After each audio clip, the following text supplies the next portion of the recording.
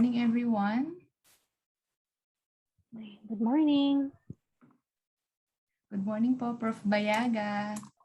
Magandang umaga din po. Hi. Good morning, everyone. Hello po. All right. Sige po. By the way, I am Marjorie Layosa and I will be the course coordinator for the next subject area of your review course, that is Nutritional Biochemistry and Clinical Dietetics. So we have until August 12 for the lectures of your NBCD part of the review course. And you will have your examination on August 13, and the long exam discussion will be on August 16. So for the schedule of today's lecture, we will touch on the first 2 out of the 4 modules to be discussed by our resource person for today before having a 15-minute break at around 10:05 a.m. So medyo late siya. So that is para hindi lang makapos yung pag-discuss ng 2 modules natin ng RP natin. Alright? So 10:05 a.m. we'll have a break, then we'll resume the last 2 modules by 10:20 a.m. Okay, but we will still target to finish by 12 noon. So by the way, please give yourself a pat on the back, ayan, for completing the FFS part of your review. For those na hindi pa tapos, don't worry, you still deserve a praise for still trying to progress sa review ninyo. Alright? Sige, so ready na ba sa next subject area ng ating review? Ready na for the Nutritional Biochemistry and Clinical Dietetics? Can I see your heart emoji if ready na kayo? Ready na ba? Okay, ready na si Andrew, pati si Joyce, si RJ, si Sam, ready na rin. How about the others? Yan, si John Michael, si Clarice. Okay, so may nag-chat din sa atin, si Carl. Okay, so si Ramon, all right. It looks like our participants are ready na. Okay.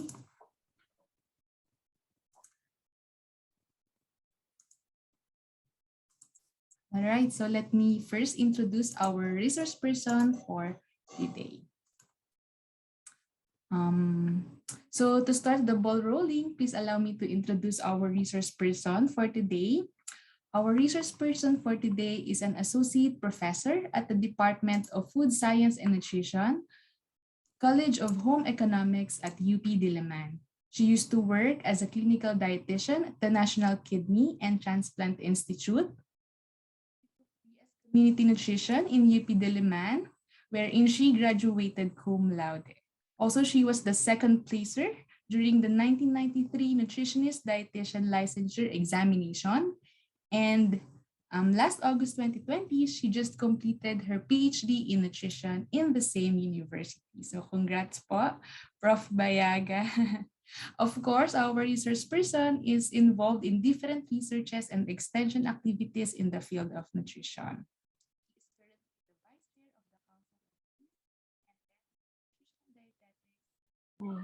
Ma'am, I think you're on mute. Am I on mute? Can you hear Ayun me? po. Opo. Yan, narinig na po namin. Thank you, ma'am. She is currently the Vice Chair again of the Council of Deans and Heads in Nutrition and Dietetics in the Philippines. So needless to say, she presented various papers and posters in different scientific fora and accumulated a list of non-ISI and ISI publication. Everyone, to discuss the Nutritional Biochemistry Part 1, all welcome Dr. Cecil Leia P. Changson Bayaga. Okay. Thank you, Ma'am Layosa. Sige. I don't have anything much more to add to that very generous introduction. All of the videos, all of the lectures that I will be presenting or assigned to me, I have pre-recorded them. So I think they will just be played and then I will come back during the question and answer portion. Ma'am, you're on mute again. No, sige pa. Thank you, Prof. Bayaga. We'll play po the recorded lecture. Sige po. I can step aside while the video is being played, no? And then come Yes back po. again in the meeting room. The open forum po. Opo. Okay Using the po. same credentials, right? Yes po. Same po. Okay. Yes po. Okay, sige. Thank you Thank po. you. See you later.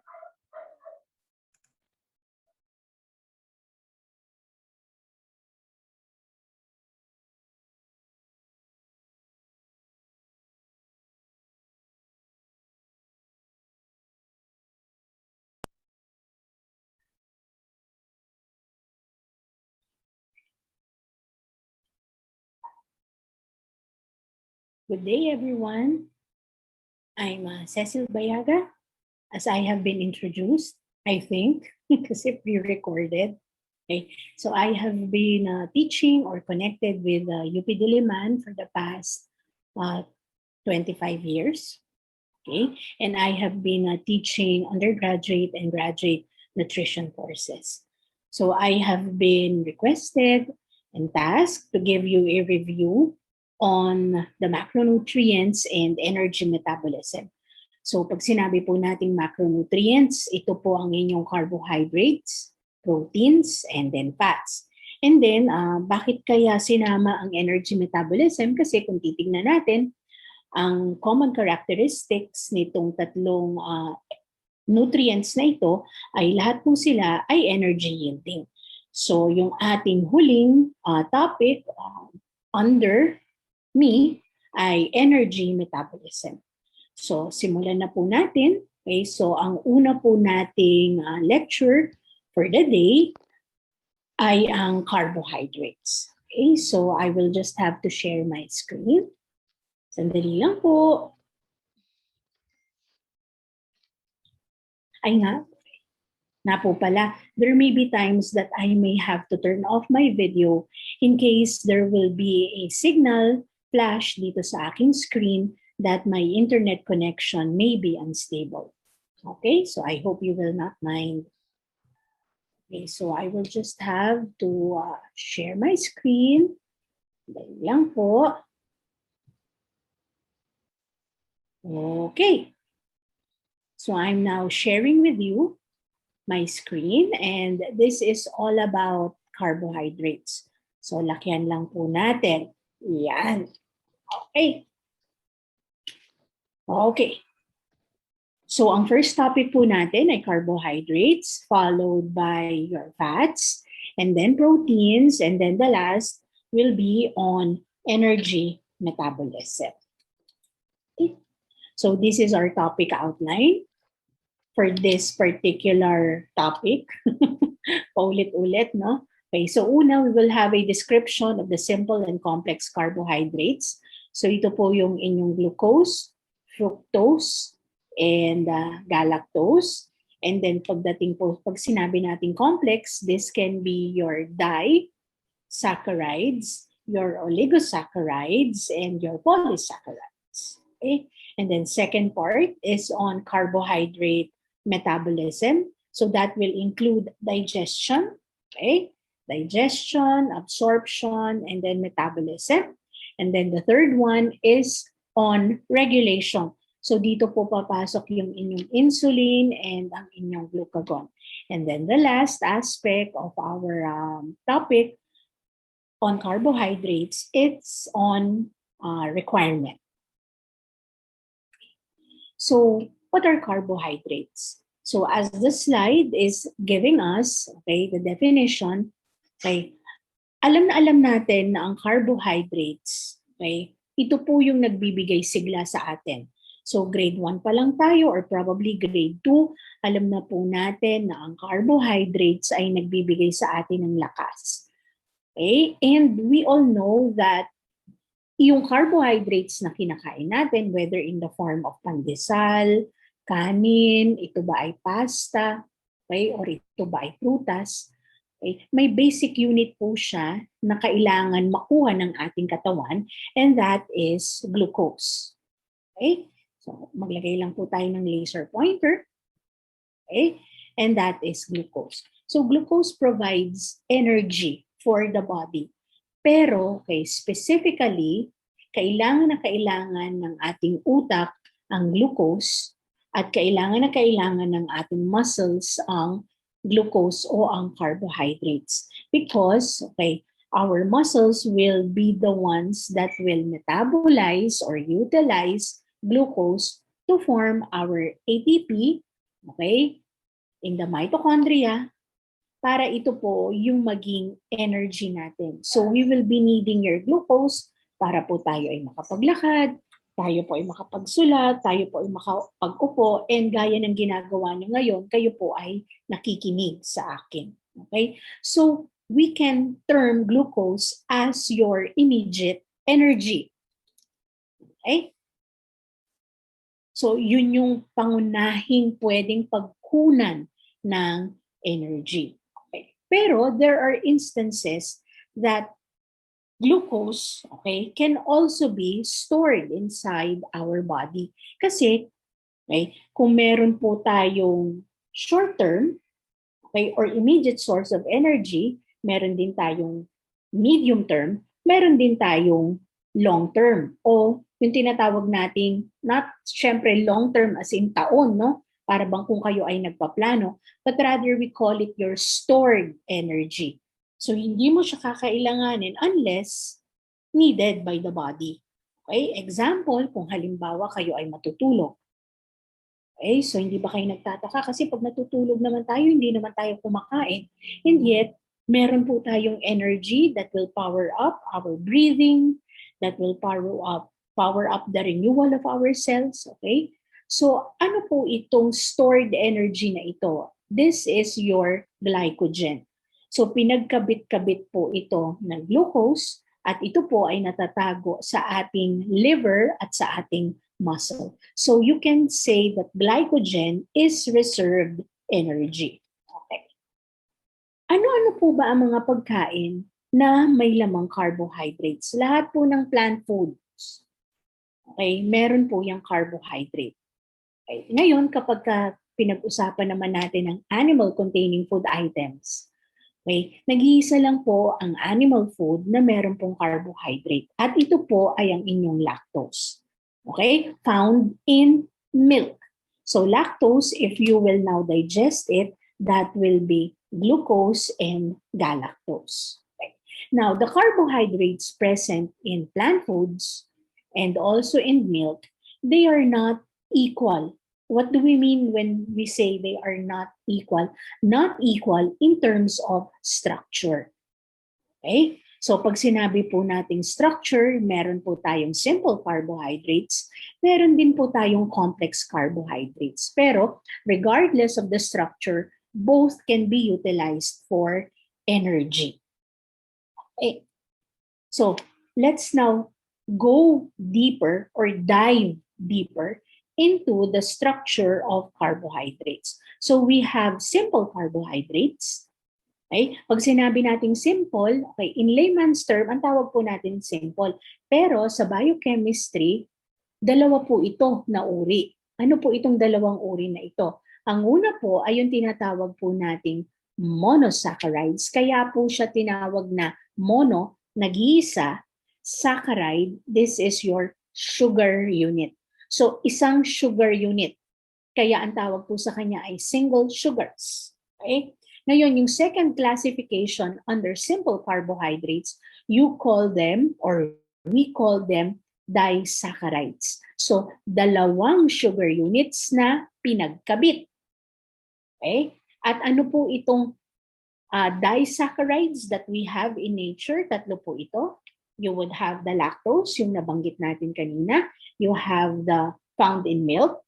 Then you have your sucrose, which is found in table sugar. Okay? And then the last is maltose. Okay. And then, okay, under still your simple sugars, okay? Tatlo po kasi ito pag dalawa po ito, okay? Basically, pag sinabi natin sugars, pero saan natin ilalagay yung mahigit sa dalawa, pero hindi naman siya ganun karami. Okay? So, hindi po siya parang nagkumpulan. Okay? So, saan natin siya ilalagay? Technically, okay, pwede pa rin natin siyang tawaging simple sugar, pero medyo nakakalito yon. Kasi meron ka ng mono, meron ka ng di. So a better term for that, under simple carbohydrates or simple sugars, ang term po natin doon ay oligosaccharides. So pag sinabi po natin oligosaccharides, this would be sugar compounds that would have 3 to 10 sugar units. Okay? So yung naririnig po natin na fructo-oligosaccharide, galacto-oligosaccharides, na mas madalas ngayon nakilala sila as prebiotics. Okay? Yun po ay mga types of oligosaccharides. Then we now go, kung meron po tayong simple, one end of the spectrum, pumunta naman po tayo dun sa kabilang spectrum, which is at the end of the other spectrum, which is your complex carbohydrates. So under complex carbohydrates, we will have starches and we have fiber. So what makes complex carbohydrate different? Kaya nga sinabi natin not created equal. Different from your simple carbohydrates. They are different because they are now chains of monosaccharides. So ito po yung mga glucose units na pinagkabit-kabit, and they will have branching, and they will be more than 10.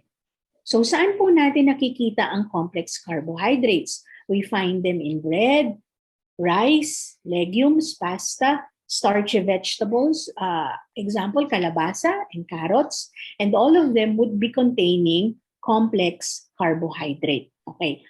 An advantage when you will have more complex carbohydrates in our diet is this one. Complex carbohydrates, aside from containing carbohydrate itself, they also contain vitamins, minerals, and most importantly, fiber. Okay? So for example, yung nabanggit natin kanina na starchy vegetable, we would have kalabasa. So alam natin na ang kumain ng kalabasa pampalinaw ng mata. So meron po kayong vitamin A po doon. Okay? Minerals, it can contain, not significant, pero you can have calcium in there sa kalabasa. Okay? And then you can also have fiber. Okay? So that would be an example. Okay? So let us now describe more. Okay? Our simple carbohydrates. So sinabi natin kanina, unang-unang pumapasok sa isip natin pag sinabi natin simple carbohydrates, monosaccharides, nag-iisa na sugar unit or carbohydrate unit. At ano po ang mapapansin natin sa kanilang mga structures? So ito po yung tatlo na to. These are the common monosaccharides we find in nature, we find in food items. So first is your glucose. Okay, so ito yung kung saan na dapat lahat ng sugar present sa ating katawan para magamit natin ay dapat converted as glucose. So you have glucose, then you have galactose, which you rarely find free in nature, and then you have fructose. Saan natin nakikita ang fructose? Ito po ay nakikita natin sa ating mga fruits. Okay, galactose nakikita natin sa ating milk. Okay? So ano po ang napapansin natin sa kanilang mga structure dito po sa tatlo na ito? Ito po, okay, meron na po tayong description sa kanila. Number 1, all of them would be containing 6 carbons kahit na ito po ay hindi hexagon. Kahit na po siya ay 5-sided lang po, okay, 6 pa rin po ang carbon niyan pag binilang natin. So 1, 2, 3, 4, 5, 6. Okay, pag glucose, 1, 2, 3, 4, 5, 6. Okay, and then sa galactose, 1, 2, 3, 4, 5, and 6. So pag binilang din natin ang hydrogen, 12 po yan, at ang oxygen ay 6. Okay? So their arrangement differs, and this would have an effect in terms of their sweetness. So among the three, the sweetest is your fructose, followed by your glucose, and then the least would be your galactose. So ang glucose, meron po siyang mild sweet flavor, and this is also known as your blood sugar. So yung fasting blood sugar. Okay? So ito po yun. Pag sinabi natin fasting blood sugar or blood sugar, we're actually referring to glucose. So this is the most essential energy source. Okay? At gaano siya ka-essential? Nakikita lang naman siya sa lahat ng polysaccharide at sa lahat ng disaccharide. Next is your fructose. Among the three, katulad ng sinabi natin, your fructose is the sweetest. Okay? And saan po natin siya nakikita? Nakikita po natin siya sa fruits, kaya madaling tandaan, fructose, and honey. Okay. Now, if you're, anong tawag mo dito? Mabusisi. Okay. Pag tinignan ninyo yung etiketa ng inyong mga labels, soft drinks or soda, breakfast cereals, or some desserts, you will also find their fructose. Huh? Bakit ganon? Di ba sa fruits lang yan, sabi? Sabi niyo ma'am kanina, fruits and then honey. But why will we find them in soft drinks, cereals, breakfast cereals, or desserts? That will be in the form of high fructose corn syrup. Okay? So, pampatamis po siya ng mga items na nabanggit natin. Okay? But there is a certain issue with regard to high fructose corn syrup. Okay? Some of the studies have shown, although not all of the studies are conclusive, so ibig sabihin yung iba, significant ang results, yung iba naman ay hindi, siya po ay implicated in terms of contributing to the production of more VLDL. Ano po yung VLDL? Very low density lipoprotein. O ano naman ang kinalaman natin doon?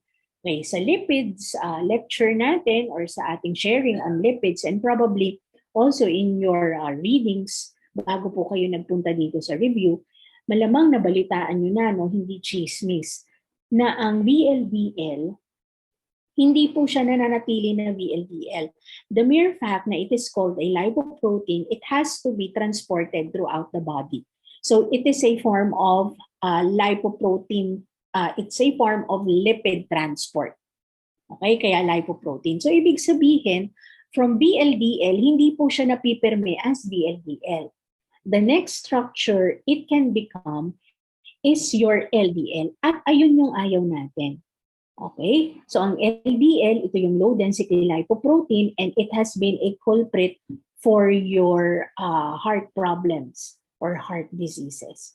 So yun yung mga nakikita sa studies na yun. Na if you would have relatively a significant intake or a high intake of high fructose corn syrup coming from certain food products, okay, some individual may have an accumulation of VLDL in their liver that can lead to an accumulation or higher levels of LDL in the blood. So it can lead to abnormal lipid profile. Okay. Then the third one is on galactose. Galactose, you can hardly taste it. No? Parang pag umiinom talaga kayo ng gatas, hindi ba? Yung linamnam, actually, nanggagaling yun sa taba. Diba? Kapag full cream milk, non-fat milk, and then low-fat milk, ano ang malinamnam doon? That would be your full cream milk. So nanggagaling po sa full cream milk yung linamnam, not actually sa tamis. Okay? So we rarely taste galactose, okay, as sweet. Okay? And we also rarely find it free in nature. So, ibig sabihin, palagi po siyang nakakabit kay glucose para po siya ay maging lactose. Okay? So, nakikita po natin si galactose sa ating milk. And isang kaalaman din po, okay? Ang breast milk, no? Kung mapapansin po ninyo, ang breast milk, no? Hindi nyo pala napapansin. Okay, ang breast milk, okay, pag tinignan po natin ang composition, ang mataas po na composition dyan, actually, ang number 1 po ay taba. Second po ay ang carbohydrate. So pag tinignan po natin yung carbohydrate profile ng breast milk, nandun na po yung lactose. At bakit po ang breast milk, mataas po siya sa, ang tawag niyo dito, lactose. Okay? Mataas po siya sa lactose, it is because of the body's need, the infant's need for galactose. Kasi galactose is needed by the peripheral nervous system to form the myelin sheath.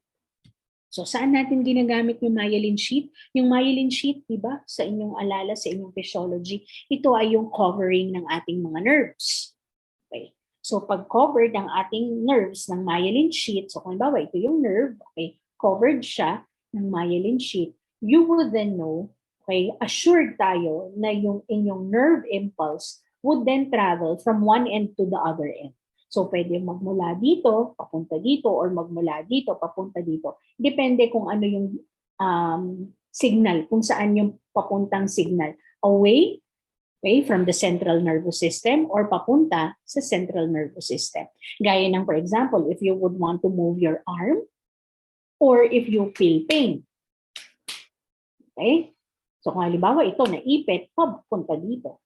So pero kung gusto mong gumalaw naman ito, papunta doon. So pag may myelin sheath kayo, protection niya yon. Assured kayo na nagta-travel talaga. Hindi lumalampas. Okay? Para siyang electric current. Okay? Kaya may balot yung kable. Assured tayo na yung kuryente dadaloy from the source, okay, to the appliance. Okay? So yun po yun, no? Isang kaalaman po para po sa galactose. Okay. So pumunta naman po tayo sa disaccharides. So disaccharides, so dalawa, pair, lagi sila. Okay. Ano ang mga characteristics ng disaccharide? Oh, number one, glucose would always be present dun sa pairing na yon. And then the other pair could either be a fructose, a galactose, or a glucose. So if it is fructose and glucose, that would be your sucrose. If it is galactose with your glucose, that is lactose. And if it's glucose, that will be maltose. So how do you break them apart? So hindi natin pinag-usapan kanina ang taking apart, no, for your monosaccharides kasi wala naman pong kailangan i-break apart sa monosaccharide. But with your disaccharides, meron na po. Okay? So they can be taken apart by hydrolysis. So ibig sabihin, tubig is involved. Okay? Or, okay, so may lalabas na tubig. Or they can be put together by condensation. Dito kailangan naman ng tubig. Okay? And hydrolysis and condensation occur for all of your energy nutrients. Ibig sabihin, para po sa carbohydrates, meron pong hydrolysis at condensation. Para po sa inyong proteins, meron din po niyang dalawa na yan. At para rin po sa lipids, triglyceride. Okay? At ang inyong fatty acids, meron din po niyan. Okay? So, tingnan po natin a little bit. Okay? Ano po ba ang ibig natin sabihin ng condensation and hydrolysis? So this is a simple figure that will help us visualize what do we mean when we say condensation. You link two monosaccharides together. Link. Pagkapitin. Okay? So meron po kayo nito, dalawang monosaccharide subunit. So nakikita nyo po ito, no? Shaded na po in red. So you have here your OH and then your OH. So paano nangyari na ang tubig ay involved dyan? Ayun po, pag pinagkabit nyo po sila, yung isang O, yun po yung kanilang mabubuo na linkage. At ang tawag po natin doon ay glycosidic linkage. And then you will have water as a byproduct. And then you have now from two subunits, you now have one unit, which is a disaccharide, together with water. So ito yung sinasabi natin, ay babalik ko lang kanina dun sa taas. Ayan po, put together by condensation, you need, okay, water. Water po yan, water. Okay. Sa hydrolysis, you will split water. Okay? Tubig pa rin po yan. Okay, let's now go to the next slide. Ito na po. Breaking a disaccharide, a water molecule splits And this will occur during digestion. So, ito po yung pinagsimulan natin kanina. Okay, ayan po yun, glycosidic linkage. Together with water, babalik po sila dun sa original. Ayan po. Okay? These pictures will actually give us already a general principle about digestion. And that is, digestion will have to happen always in an aqueous medium. So, kailangan palagi may tubig. Okay? Ano pa po ang general principle na makukuha po natin dito sa dalawang slides na to? Okay. Pagdating po sa energy metabolism, kailangan din po aqueous medium. Kaya nangyayari po ito sa inyong cytosol. Okay? Yung first part ng ating metabolic processes. At yung susunod po na part na yon ay dun sa, kasi ang mitochondria, di ba, kung natatandaan ninyo, meron po itong outer layer at meron po itong inner layer. So yung second part, kasi 3 parts siya, yung second part, nangyayari naman po siya dun po sa inyong inner layer. Okay? Mali, dun sa medyo outer layer. So nandun sa pangalawa. So bago pa lang siya pumunta dun sa second layer, dito po siya nangyayari. So may tubig po na naman. Okay? So kailangan po yan. Energy, reactions, tubig. Digestion, tubig.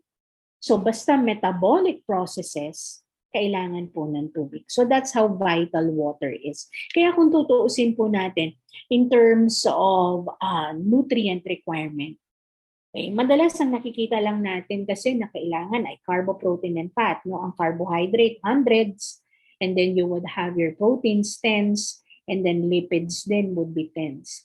Pero hindi natin, madalas no, nakakalimutan natin na ang tubig, okay, mas marami pa dun sa carbohydrate kung tutuusin. Kasi kung halimbawa ang carbohydrate nyo, hundreds of grams, ito pong tubig ay litro ang kailangan ninyo. So 1,000 mahigit ang grams. Lalo na nung mainit na mainit, no? Nung May. Kailangan ang intake natin doon, mga nasa 2.5 liters. So that would be 2,500 grams. Kasi that would be 2,500 ml. So ganun po karami ang kailangan natin na water requirement. Okay? Kasi we would have to maintain the metabolic processes, okay, 24/7. Okay? So wala siyang pahinga. Okay? Okay. Then next, okay, is our maltose. Okay. First pala po to, no, under your disaccharide. Tama ba ako? Yes. Okay. So under maltose, you would have 2 glucose units, and this is produced when starch is broken down. So hindi siya masyadong abundant or not necessarily very, ang ibig sabihin natin, hindi mo siya nakikita very much free in nature. Okay? Yan po yan. Second is sucrose. Ito ang masarap kasi ito yung matamis. Okay, lahat naman siguro tayo nakakain na ng matamis na pagkain, no? So, ang sucrose, this is fructose and glucose. And ito yung matamis. At saan natin po siya nakikita? Fruits, vegetables, and grains. Okay?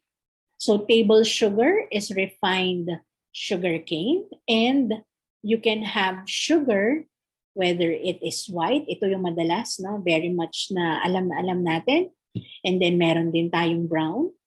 And then meron pa nga yung raw, 'di ba? Raw na uri. So meron kayong raw sugar, meron kayong brown sugar, meron kayong white sugar, meron kayong powdered or confectionery sugar. Tapos meron din kayong muscovado. Okay? So, ang sucrose, saan nanggagaling? Sa sugarcane, sa tubo. Okay? So, talagang ano to, marami saan nga ba ito? Sa Negros, sa Visayas. Okay? So, yung tinatawag natin na sugar capital of the Philippines. Okay, so that is sucrose. Then we now go to lactose. This is glucose and galactose, and it is the main sugar found in milk.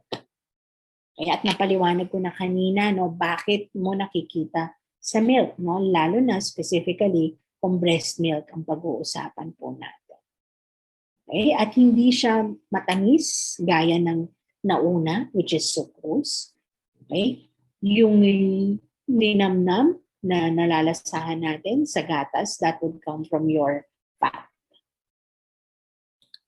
Okay. Then we now go still under the simple umbrella, simple carbohydrates umbrella. We now go to your oligosaccharides. Now, what are the food sources for oligosaccharides? Ito, no, baka first time niyo marinig ito, yung chicory root.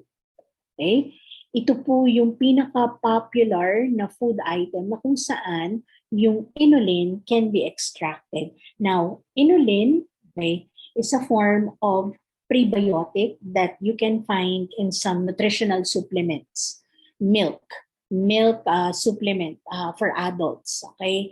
Gaya ng there is one brand na nabasa ko that is a milk supplement, okay, milk nutritional supplement, if there is such a term, for diabetics. Okay? Inulin po yun. At ano po ang itsura? Ito po, no? Babalik din tayo dito. Ayan, yan po yung itsura niya. So, kung makikita ninyo, para siyang carrot.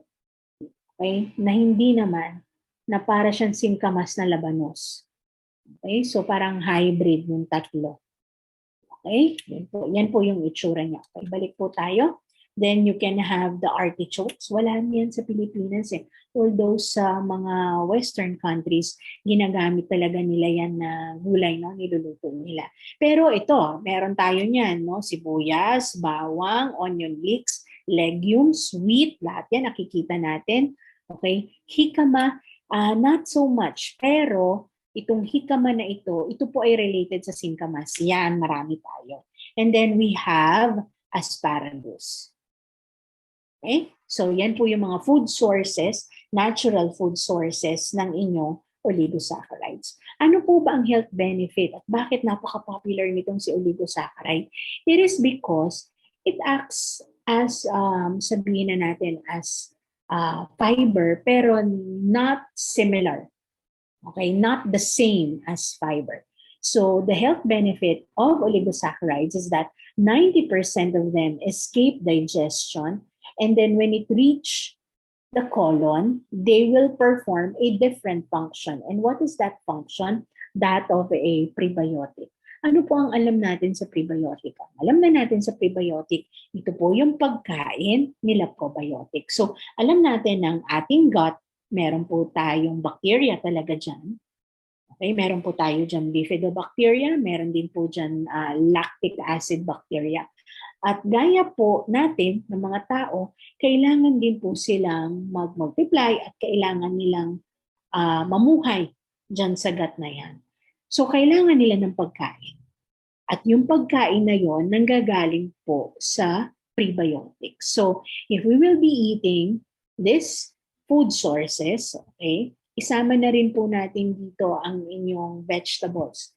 Kasi a majority of your vegetables would have oligosaccharides or fructo-oligosaccharides, and your fruits also, okay? So isama na po natin sila dyan, then they can serve as prebiotics. Okay? That can have a certain function inside our body, particularly in the large intestines or in the colon, as food for the beneficial bacteria para sa ating gut microflora.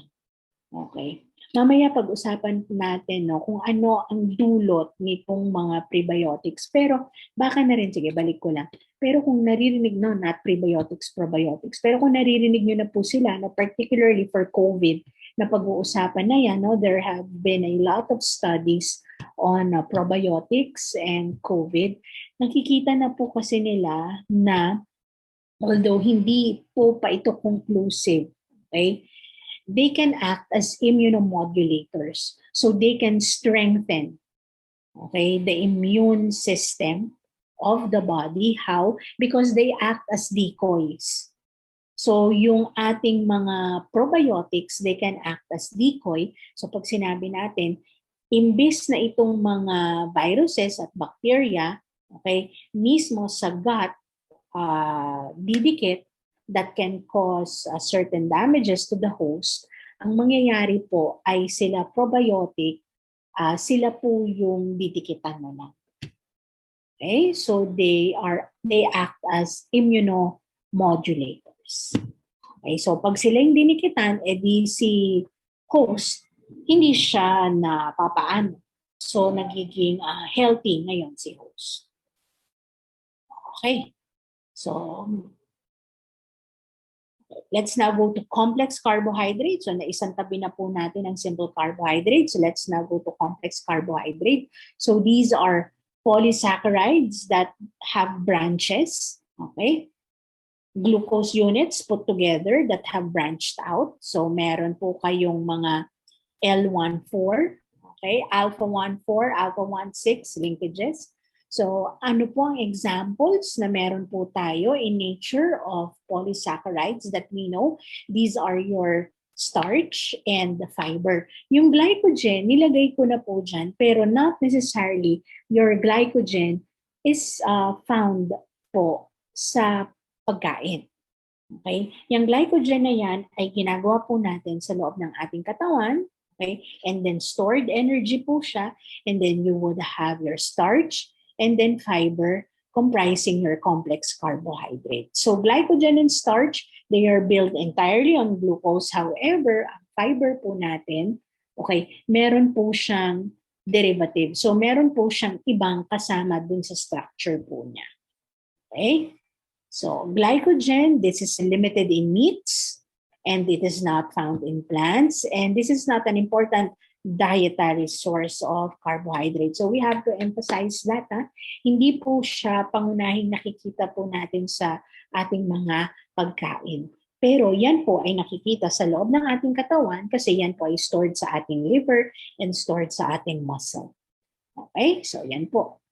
And long chains allow for hydrolysis and release of energy kung hindi po available ang ating glucose. Okay? Yung dietary source. Okay? Yun ang ibig kong sabihin. Dietary source. So, kung hindi siya available, then kailangan pong hugutin si glycogen. So, an example of this is yung nabanggit ko kanina kapag tayo po ay natutulog. So what would power up our breathing, our renewal of cells, okay, the continuous production of our enzyme, hormones, and everything, the muscle tone, yan po ay habang tayo ay natutulog dahil hindi tayo kumakain, so yan po ay gawain ni glycogen. Okay, starches, these are stored in plant cells and our body can hydrolyze plant starch to glucose. So kanin, no, ang pinakamagandang example po dito na familiar po tayong lahat at kinakain po natin araw-araw, mahigit sa 3 beses sa isang araw sa iba. Okay. Then we go to fiber. Okay. So fiber, saan po natin nakikita ang fiber? Sa plants. Found in all plant-derived food because it gives the plant, the structure, gaya ng mga nandito sa aking background. Ayan. Okay? So, yung kanyang dahon, yung kanyang tangkay. Okay? Importante po sa kanya ang fiber. Now, ang problema po natin, tayong humans, okay, we cannot digest fiber. Kaya, pumupunta po siya, okay, undigested sa ating large intestines and then it can be fermented, and when it is fermented, it can serve as a food also for our gut microbiota. Or pag na-ferment din po siya doon ng gut microbiota, nagbibigay din po siya ng short chain fatty acids. You have acetic acid, you have butyric acid, and then propionic acid. And then these 3 fatty acids can actually help manage our cholesterol levels. But not that much. Kasi kung talagang mataas ang cholesterol levels mo, kailangan mo na ng gamutan. Okay?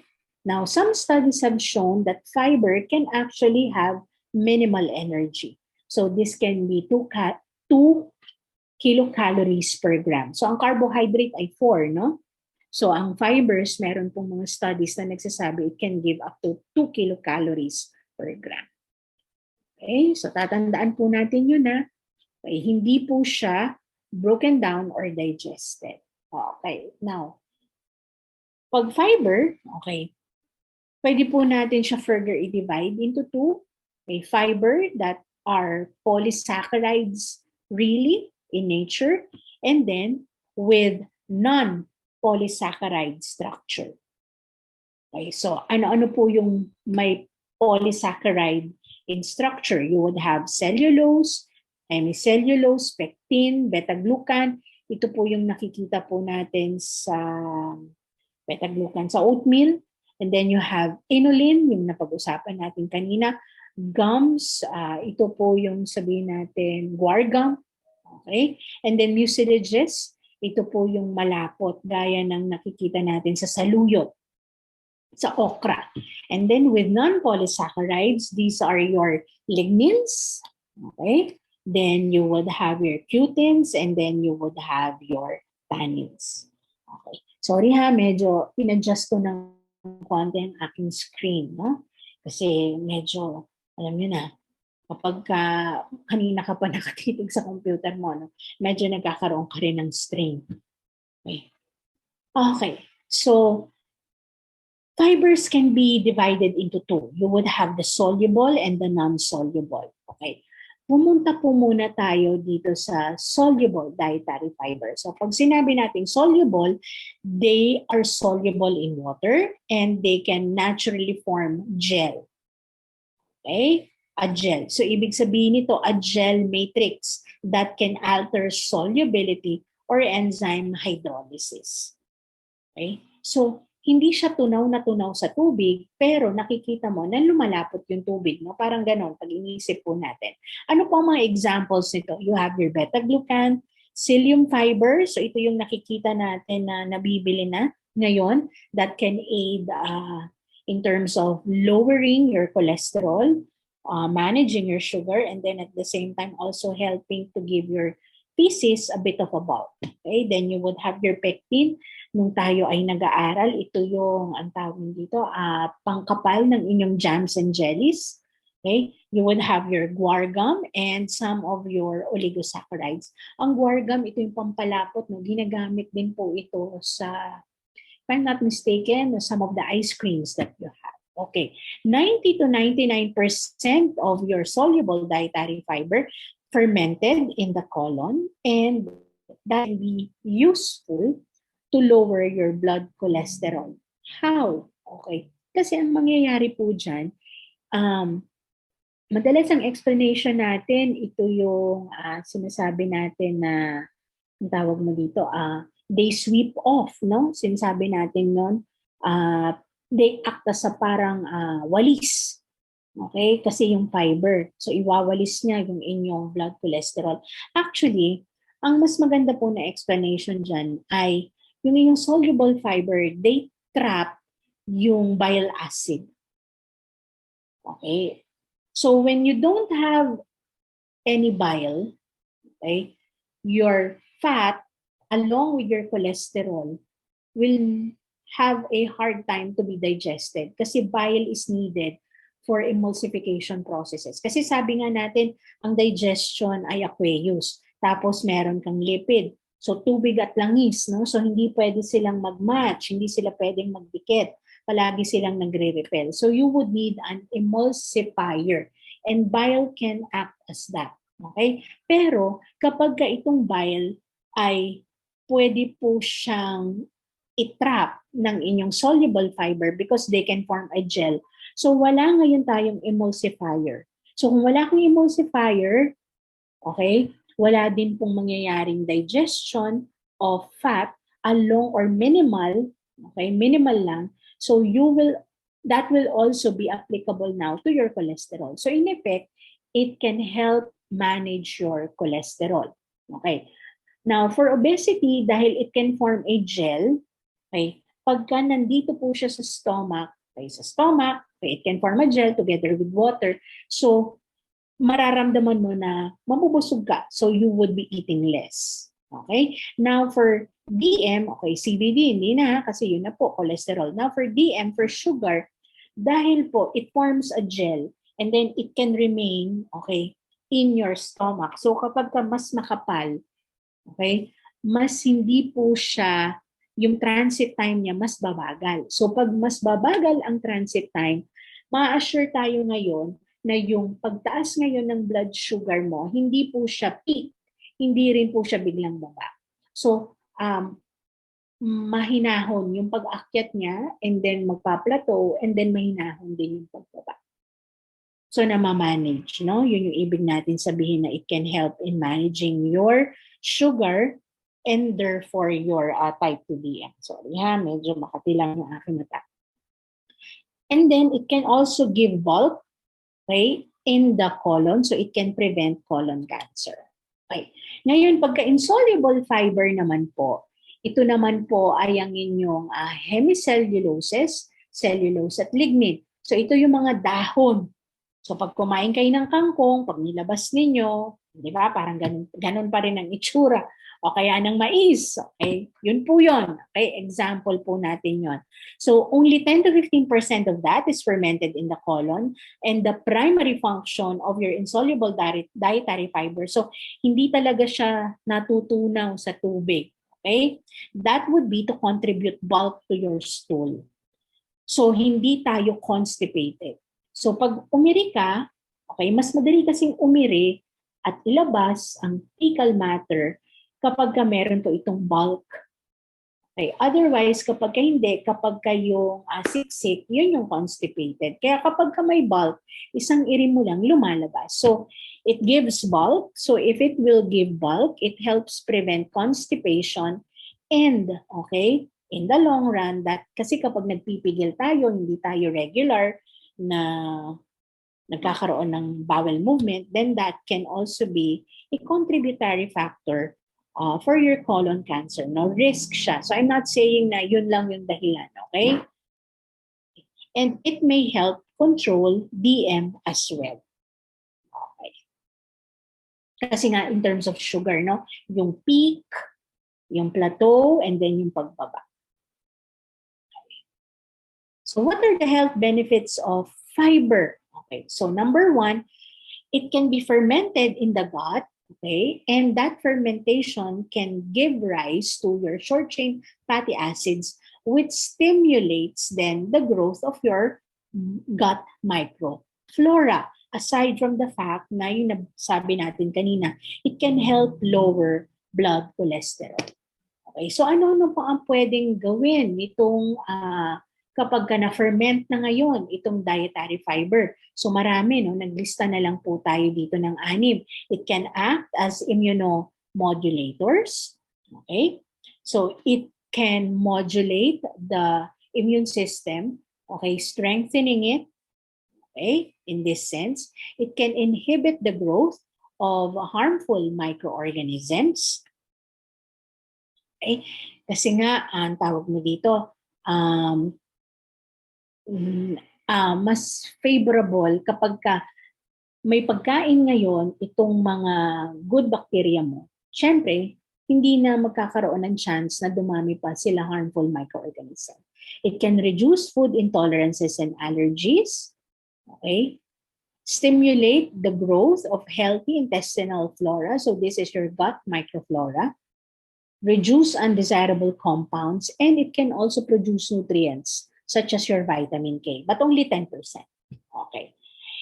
Number 2, it increases fecal mass. Okay. So, kailangan natin yan, no? Kasi araw-araw tayong kumakain. So, araw-araw din dapat tayo dumudumi. It encourages peristalsis. So, may movement ang ating intestines, which can also help regulate regular bowel movement. Okay. It has a role in energy balance, which I have discussed po kanina. Okay. In terms of controlling our weight. And then the last, okay, it will have a role in constipation, colorectal cancer, CVDs, and type 2 diabetes mellitus. So maraming benefits ang dietary fiber. Gaano ba karaming dietary fiber ang recommended? Base sa PDRI, if you would look into it, that would be around 20 to 25 grams. Okay? So let's now go to carbohydrate digestion. So unang-una, pagdating sa bibig, pwede diyang magkaroon na kayo dahil meron tayong salivary amylase. So, pwede na magkaroon dyan ng breakdown no, into maltose. Okay? So, meron na po tayo dyan. Okay? So, describe muna po natin. No? Sorry, nauna na ako. No? So, i-describe muna natin kung ano yung nangyayari. So, breakdown dapat into glucose. So, yun yung primary unit na kailangan makuha ng ating katawan.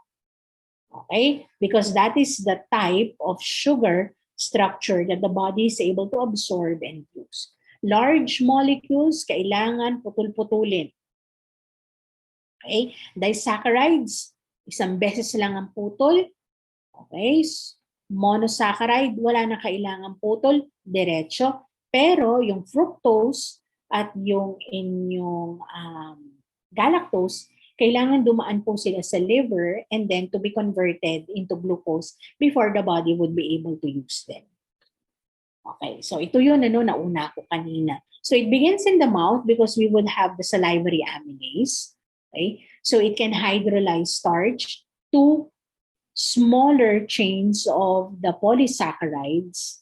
Okay, and then at times also maltose na rin po. Okay, pag yun po yung sa bibig. Pagdating po dito sa esophagus, wala. So, conveyor belt lang yan na magmula sa bibig, papupuntahin niya sa ating stomach. In the stomach, no enzymes are available to break down starch. However, okay, the acid can do some of the work. So, ang tawag mo dito, denaturate, no, quote unquote. Pero yung denaturate kasi mas magandang term yun for your proteins. Okay? And then, if you would have fiber, dahil nga meron na rin, di ba, dito, no, pwede din yan. Pag uminom ka, dyan muna ang pasok niya, no, sa ating stomach.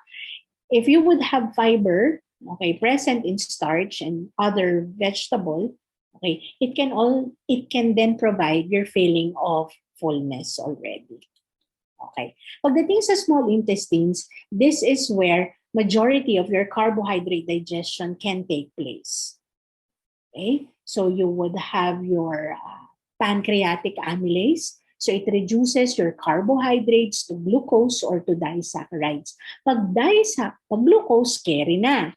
Check. Okay. Pag disaccharides, ito po yung tatlo na yon, maltose, sucrose, lactose, kailangan po ng specific enzyme para po maputol po yung disaccharide into two. So you have maltase for maltose, sucrase for sucrose, and then lactase for lactose. Okay, now in the large intestines, okay, this is where fermentation can happen. Okay, gaano katagal ang gaano katagal andun yung carbohydrate na kinain natin? It can be there in the large intestines for approximately 1 to 4 hours. Okay, depende sa structure. But only fiber can remain, okay, na halos intact pa, which can attract water specifically for your insoluble, and then it can soften the stool, and then bacteria can ferment the fiber, so that it can give you your short-chain fatty acids na binigay na natin kanina kung ano yung mga pwedeng functions. Aside from that, it can lower your cholesterol. And then aside from that, nagsabi tayo na meron din po siyang nagbibigay ang fiber, okay, for some, no, na 2 calories per gram. So it is also for energy purposes. Pero konti lang po yan. Okay. Punta na tayo ngayon. Once na ma-digest, the next step would be absorption. Okay. Glucose can actually be absorbed already in the mouth. Okay. Pero majority will be absorbed in the small intestines. How? Number 1, active transport. This is for glucose and galactic acid. And number 2, facilitated diffusion. This is for fructose.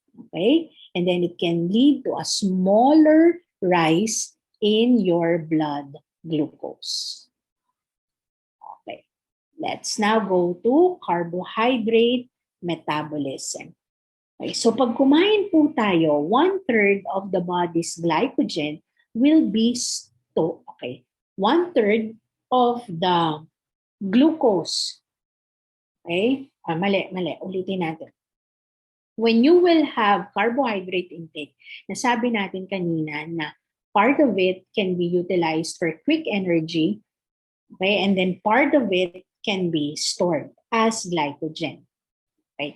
Saan po natin stored ang glycogen? The bulk of which will be in the, okay, 1/3 will be in the liver.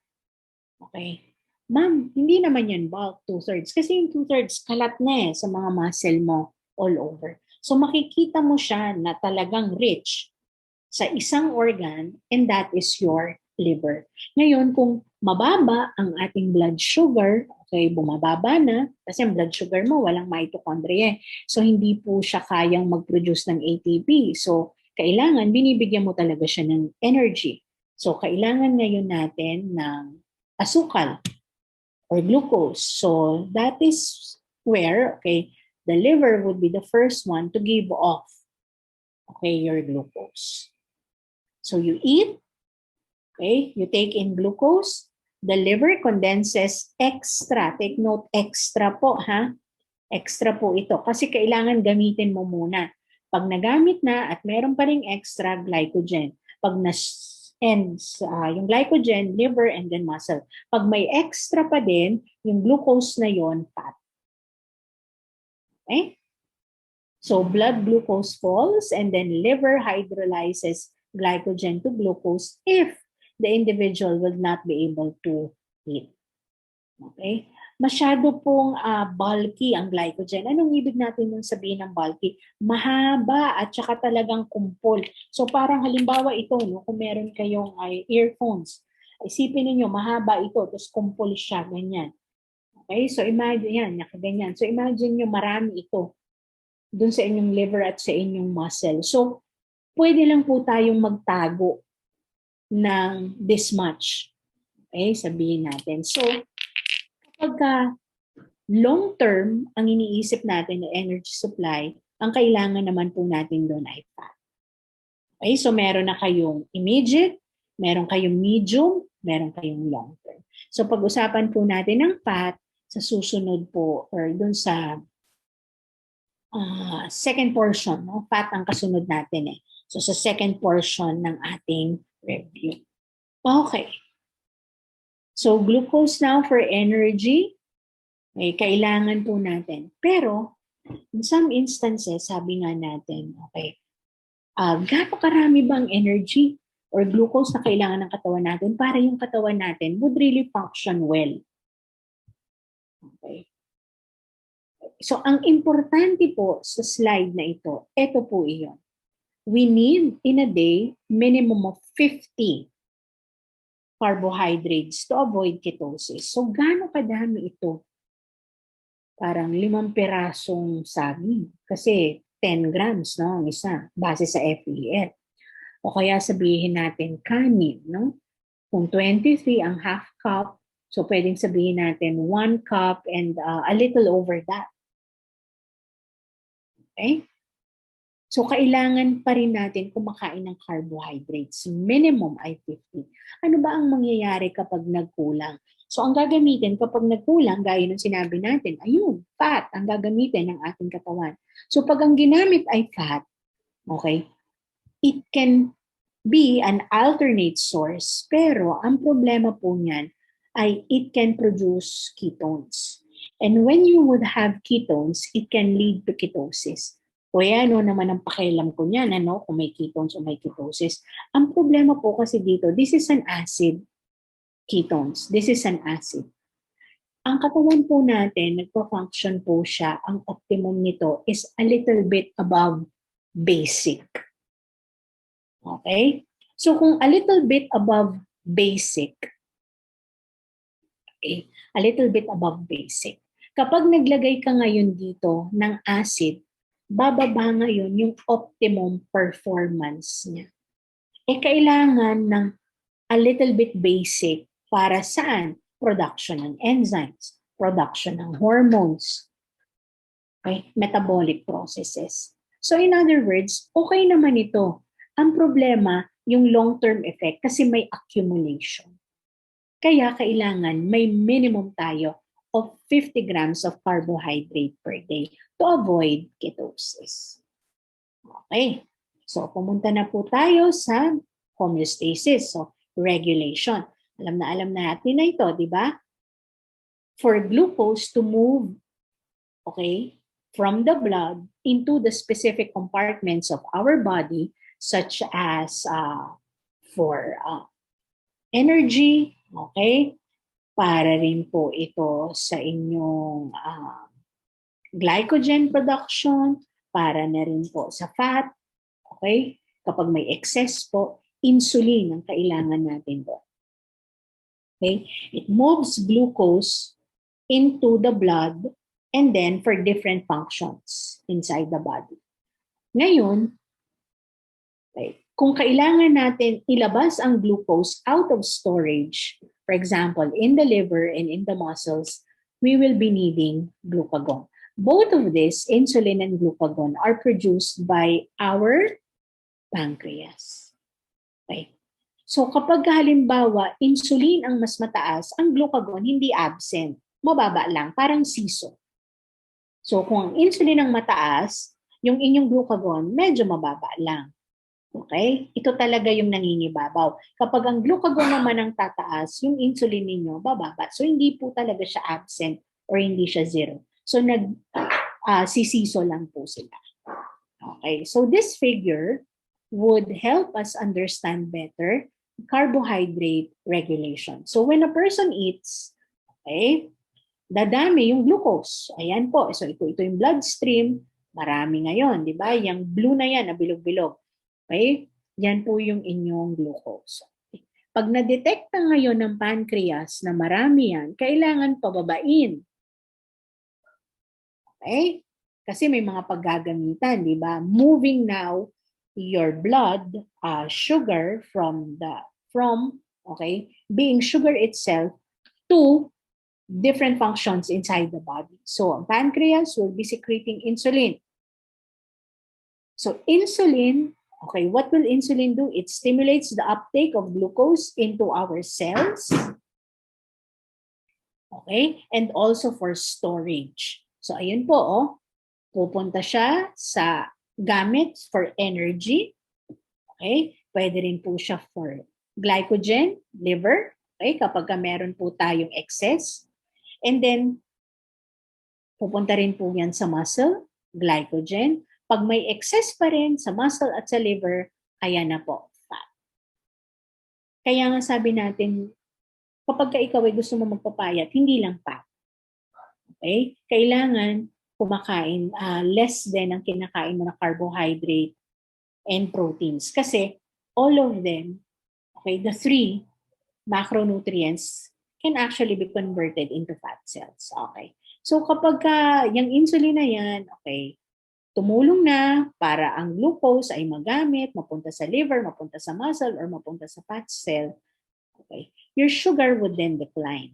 And then once it will decline, okay, at hindi mo kaagad-agad na pwedeng punuan, pataasin, okay, your pancreas through food items sa pagkain, your pancreas will then secrete glucagon, and then glucagon then, okay, will stimulate the release of your glycogen from the liver to glucose. So blood glucose can begin to rise. So this is how we regulate glucose. So pag meron tayong type 2 diabetes or type 1, ito yung problema. Dito po, yung insulin natin. Okay? Hindi po marami or hindi siya sapat na level, or meron po tayong tinatawag or tawag mo dito, yung kanyang, meron tayong cells or fat cells particularly, lalo na sa abdomen, it prevents the cells to recognize insulin. Kaya nandun lang siya, no? Yung sugar, hindi siya masyadong nagagamit. Okay, yun po yun. Kaya meron po tayong imbalance. Okay, kapag meron po tayong problema with insulin or glucagon. So, diabetes blood glucose rise and it is not regulated because insulin is adequate. And then hypoglycemia, biglang baba. Okay, too much of insulin probably, or masyado kang naging very active, inadequate food intake, or meron po kayong illness. So in both of these scenarios or in both of these conditions, you would have to do some diet adjustments. Okay? Yung diet adjustments na yan, particularly for carbohydrate count, and then you would also have to do adjustment for your protein and also for your lipids. Okay. So hindi ko na yun pag-uusapan kasi you would have your clinical nutrition topics that will deal with diabetes and hypoglycemia. Okay, let's now go to issues under carbohydrates. Malapit na po tayong matapos. Okay, so one of them is glycemic index. So glycemic index is a way of classifying food according to their ability to raise blood sugar. So ang lahat lang na may glycemic index ay ang mga carbohydrate-rich foods. Wala pong glycemic index ang protein-rich foods at ang carbohydrate-rich foods. Okay. Bakit po natin nilagay na much controversy? Kasi there are a lot of factors that can affect glycemic index. Unang-una po doon is the manner of food preparation. Okay? Pansinin po ninyo, yung baked potatoes po medyo mataas. Ayun po siya, no? If you will compare that to, let's say, French fries, mas mababa po ang French fries. So can we say na dahil mas mababa ang glycemic index ng French fries, it is a better food? Okay? Or let's say better choice for people who are diabetic kasi we're talking about foods that can raise blood sugar. Hindi po. Kasi alam natin na yung fries ay may fat compared sa baked potatoes na wala pong mantika. So in other words, fat can actually attenuate your glycemic index. Another thing is kung gaano ka-refine ang flour na ginamit ninyo. Isa din yan. So ang inyong, ang tawag nyo dito, yung flour na brown, I forgot, whole wheat, yun. Yung whole wheat flour ninyo, kapag kinumpara niya po ito sa all-purpose flour, okay, sabihin natin, hindi pala, okay. Okay, palitan ko yung example ko ha. Yung refinement ng harina, all-purpose flour compared to your cake flour or your bread flour compared to your cake flour. Mas pino kasi ang cake flour. Okay? So that would eventually give higher ability for that food item to raise blood sugar. Okay, yun po yun. Yung nabanggit ko kanina dun sa inyong whole wheat, that is actually the presence then of fiber. So comparing now your all-purpose flour with your whole wheat flour, okay, mas mababa si whole wheat, mas mataas ngayon si all-purpose. Okay? So kapag ginamit nyo rin yan, for example, sa pasta, meron din kayong magkaiba yung kahit na pareho, let's say, ito na spaghetti. So there is much controversy in that. Kaya sa glycemic index, hindi na talagang glycemic index per se ang ginagamit. Kung hindi ginagamit na natin ang glycemic load. Kasi sa glycemic index, hindi din taken into account dito yung serving portion. Whereas yung glycemic load, kasama dun yung serving portion. So mas maganda po ang glycemic load as compared to glycemic index. Okay. Then you would have sugar. Okay. Kapag ka excess, okay, kaya nga meron kayong tinaas yung tax ng mga sweetened sugar beverages, SSB, kung tawagin natin, sweetened sugar sweetened beverages. Kasi may mga lumalabas na kapag excess ang ating sugar intake, it can lead to nutrient deficiencies, it can lead to tooth decay, and then at the same time, it can also lead to obesity. Okay? So hindi rin maganda na if you would have too much of sugar in your diet. Okay, so what is the recommended intake? So this is the last slide. What is the recommended intake? For sugar, you would have less than 10% of your kilocalorie. So kung ang kilocalorie mo, let's say 1.5, less 10% yon. So 150, less pa dapat. Okay? Less than 10%. Ang starch natin, it would be around 45 to 65. And then ang fiber, ayon sa PDRI of 2015, this will be 20 to 25 grams per day. Okay? And that is our lecture or our review for carbohydrates. Okay? So our next module will then be on lipids. Okay? So I will now have to stop share. And we will see each other again for our lipid module. Okay, thank you.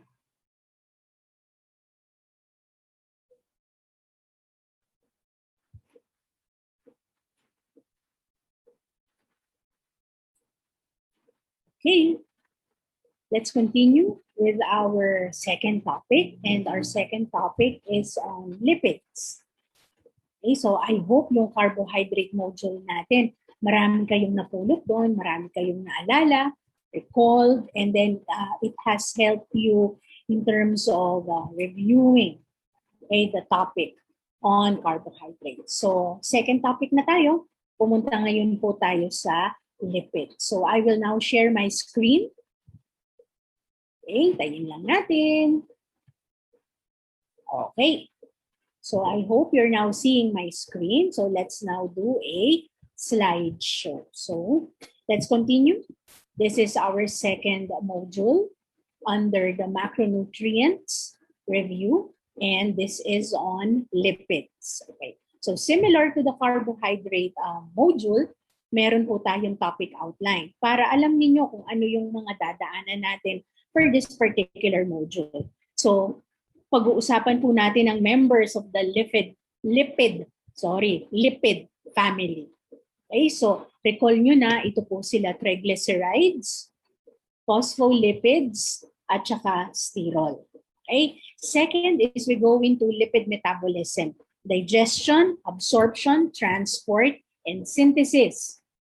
Okay? And then the last one would be on nutrition or health issues on lipids. And also, ending pa rin natin, okay, dahil meron tayong health issues on lipids, kailangan isama na po natin dyan ang recommendation on lipids. Okay, so simula na po tayo.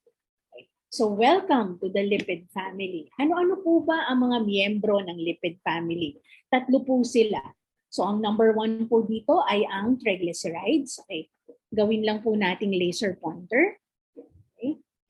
So we have, the first one is triglycerides. Under triglycerides, we have fats and oils. Ano ba ang pinagkaiba po nila?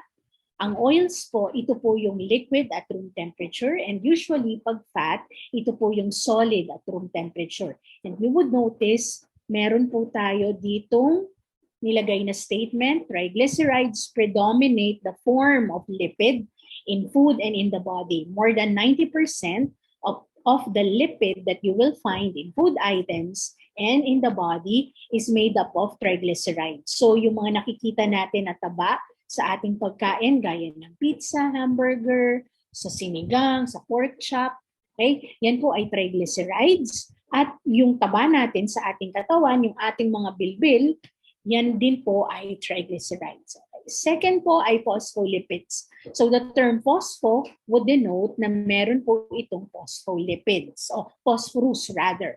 Okay? So ang phospholipids, meron pong phosphorus. And then the last one ay ang sterols. And ang pinaka popular na example ng sterol ay ang inyong cholesterol. Hindi masyadong nababanggit na example ng sterol ay ang inyong bile acid. So that is the emulsifier for fat digestion, and also vitamin D. Okay? So yung tatlo na po na yan, triglycerides, phospholipids, and sterols, sila pong tatlo ang members of the lipid family. Okay. So digging more into description of our lipids, it is energy dense, 9 kilocalorie per gram compared to your carbo and to your proteins na ang binibigay lang po nila ay 4 kilocalorie per gram. Bakit po? It is because aside from the glycerol, Okay, kasi sabi nga natin kanina, okay, mag-ano tayo ha, magkaroon tayo ng konting paliwanag. Nabanggit natin kanina na triglycerides ang bumubuo, okay, na mas marami sa lipids na nakikita natin sa food at sa ating katawan. Okay, ang triglycerides na ito ay composed po, if you would recall, glycerol at saka po fatty acid. So ang glycerol, 3-carbon chain, okay? At sa bawat carbon, may nakakabit po na fatty acid. So bakit po siya tinawag na energy dense? Because if you would recall, okay, ang glycerol, pwede po itong pumasok sa glycolysis.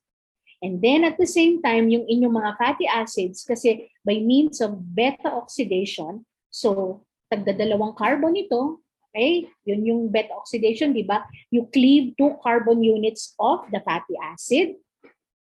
So itong tagdadalawang carbon na ito po yung pwede naman pumasok sa inyong Krebs cycle. At alam natin ang Krebs cycle, kaya po papasok dito, ang Krebs cycle ay ito po yung factory para gumawa ng maraming ions or hydrogen ions na siyang ginagamit para mag-produce ng ATP. Kaya po siya energy dense. Kasi imagine niyo yung isang fatty acid, pwede po siyang maglaro from 4 to 20s. Tapos 3 pa yung nakakabit na yan. Kaya marami po talaga siya kapag siya na po ay can leave off in terms of beta oxidation. Okay, second, lipids are generally insoluble in water. Therefore, okay, kapag sila ay kailangan ma-digest sa ating katawan, you would need your emulsifier. So you have the bile, okay? And then at the same time, you have your micelles. Okay, special packaging material po siya. And in the body, it will be stored in special ways. Okay, so we'll go into that later. And then the last one is that lipids can serve as structural components of cells. If you would recall, biphospholipid layer. So saan natin yan narinig dati? Sa inyong chemistry, biochemistry, sa inyong cellular structure. So lahat ng cells sa ating katawan. So tayo ay made up of cells. So magmula ulo hanggang paa, yan po ay made up of cells at meron po yung cell membrane. At present sa cell membrane ang biphospholipid, okay, layer. So ibig sabihin meron pong lipids doon. Okay? So ganun po kahalaga ang lipids. Pero kasi madalas kontrabida ang tingin natin dito eh.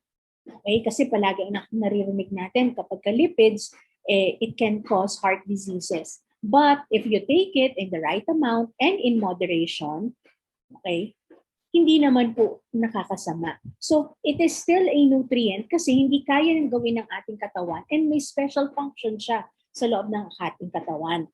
Ang importante lang, hindi po tayo excess in terms of intake. Okay, so ito po yung kaninang nabanggit natin. Okay, ito yung pinaka-importanting component ng inyong lipids. Okay, so yung inyong triglyceride, ayan, okay, meron po yung fatty acids.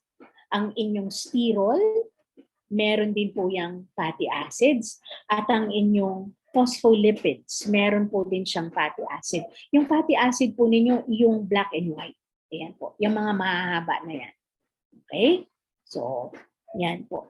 Ayan, yan, yung mga yan. Okay? So, yung black and white na mga mahahaba na yan. Okay? So, ano po ba ang fatty acids? Fatty acids are made up of carbon, hydrogen, and oxygen. However, okay, pareho din lang yan ng carbohydrate eh. O, carbon, hydrogen, oxygen. Kaya nga carbohydrate.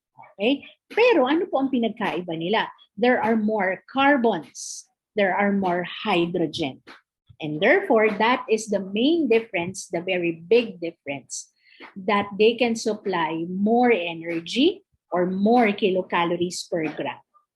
Okay? So yung beta oxidation, imagine niyo no, if you will cleave that, ang dami niya, no? I-cleave nyo yan, 2 carbon fragments at a time.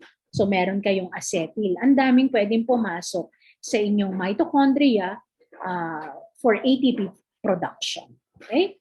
And fatty acids is the common building block for most of your lipids, for the three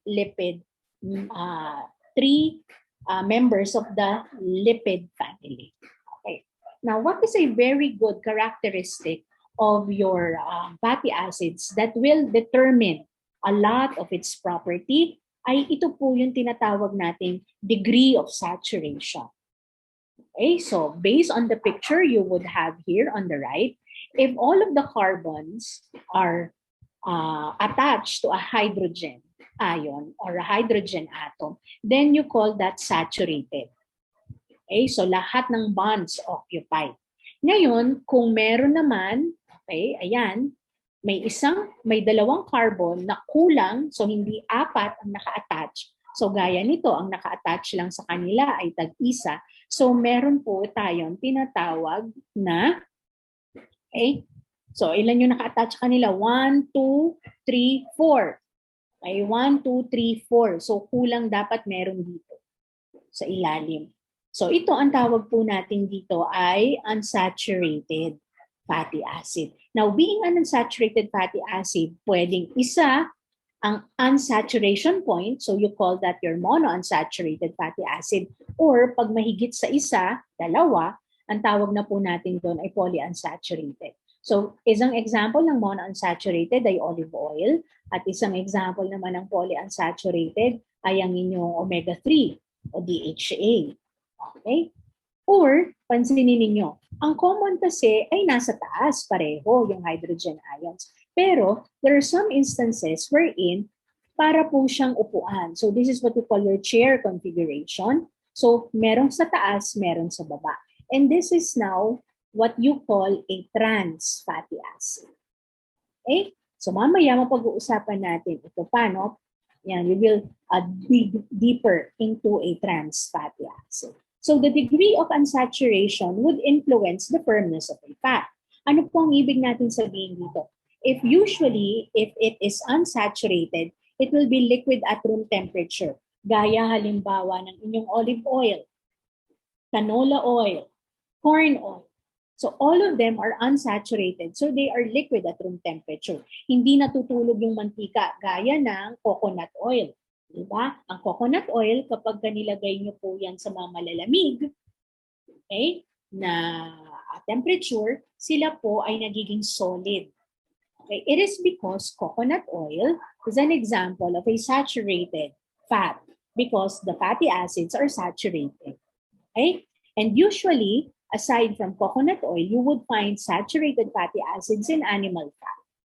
Okay? So yung taba sa full cream milk, yung taba sa butter, okay, yung mga ganyan po. So an example, okay, another characteristic is the shorter the carbon chain. Sorry medyo umuulan, so kailangan ko laksan ng aking boses. Okay, the shorter the carbon chain, the softer the fat at room temperature. Example, butter. Kapag siya po ay nilagay ninyo sa room temperature, mas mabilis siyang matunaw, di ba? As compared sa taba ng baboy. Yung taba ng baboy, kapag nilagay mo at room temperature, napakatagal. Ano ang kailangan para ito ay matunaw? Kailangan ito ay initin. It is because your butter, the fatty acid chain of that would be around 4 hanggang 8 carbons. Whereas, yung taba doon sa sinigang, sabihin na natin, na nilagay mo sa ref, pagkatapos nilabas mo, nung namuuna yung taba, yun po ay mga nasa C18, C20. Okay? Kaya mas mahaba po siya. Okay, so, teka lang ha. Mas mahaba siya, so mas mahirap siyang matunaw. Okay, so what I would do is, okay, I will have to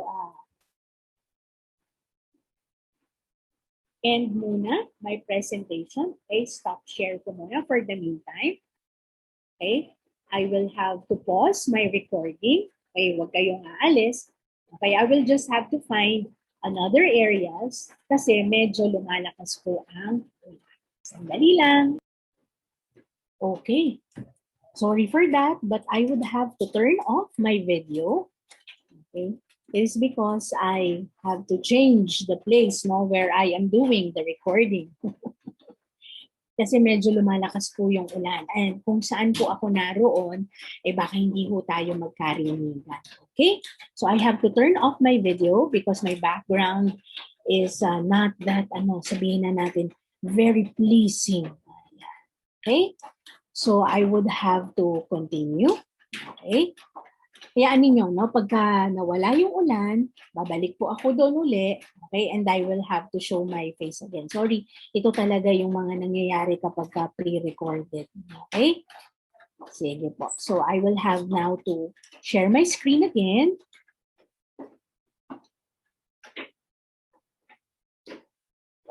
Okay.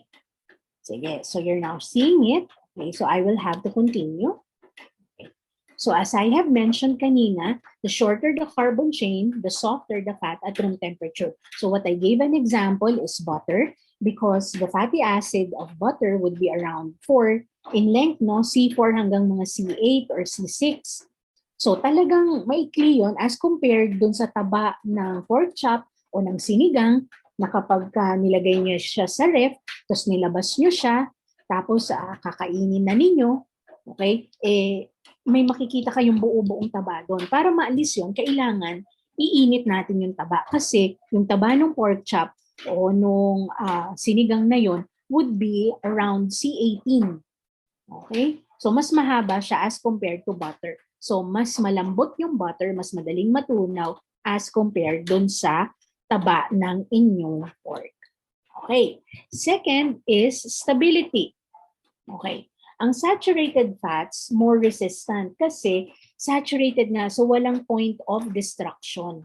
Dahil kapag meron po tayong double bond, mas madali po yun masira ng oxygen. So ito yung formation of inyong mga free radicals. So when exposed to oxygen, okay, ang inyong mga may double bonds, fat can become rancid because of oxidation. So mas madaling maging maanta, di ba?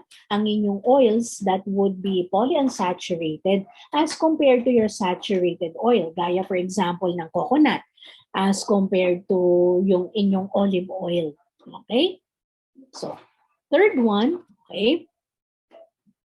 So how do we then, wala pa palang third. So how will we then protect yung inyong ganitong uri ng mga oils?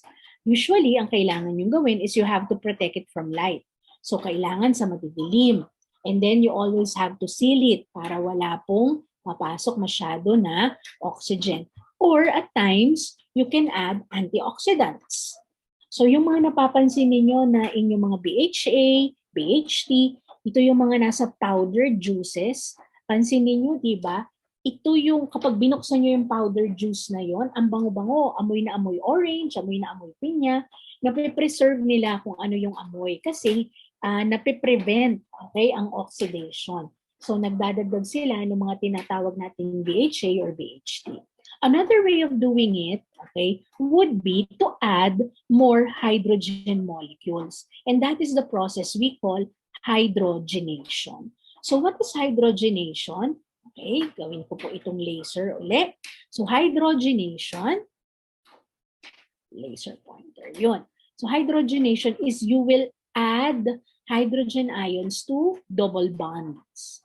So pansinin niyo po ito. So meron po kayong double bond dito. Pag dinagdagan po natin ng hydrogen, ayun na po. So magiging saturated na siya. So from an oleic acid, which is unsaturated, it can become a stearic acid, which is saturated. So why do they do this? They do this because it would make the oil more manageable at room temperature. So mas madali po siyang i-incorporate. No? You can easily incorporate it into food items, especially for food processing. So mas madali po siyang ihalo, mas stretchable siya. So in other words, mas maganda yung kalalabasan na food item. Okay? Ang problema, ito, when you will be adding hydrogen ions or hydrogen atoms to unsaturated fatty acids, you're actually, okay, forming, okay, lalo na kapag partially hydrogenated. So ibig sabihin, hindi kompleto yung hydrogenation process. So may mga natitira na unsaturated pa rin. So, nakakabuo tayo nung tinatawag nating trans fatty acids. O ano ngayon ang problema kapag meron kang trans fatty acids? Mas maganda nga siya actually kasi you're able to pack it more tightly and it would be solid at room temperature. So in terms of adding it to food items, mas maganda kasi mas maganda mo siya ihalo. Okay? Mas nai-stretch mo siya, mas pliable. Okay?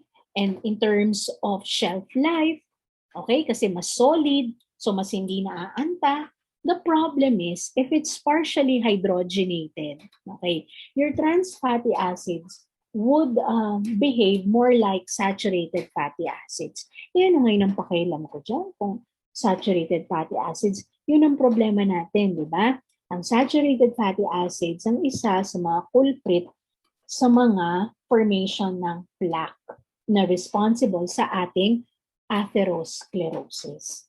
So, isa siya dun sa posible na bumara. So, kapag marami tayong kinakain na trans fatty acids, so you would then expect na most likely, okay, mas magbe-behave sila ng saturated fatty acids. So, you are then increasing your risk for the formation of clot.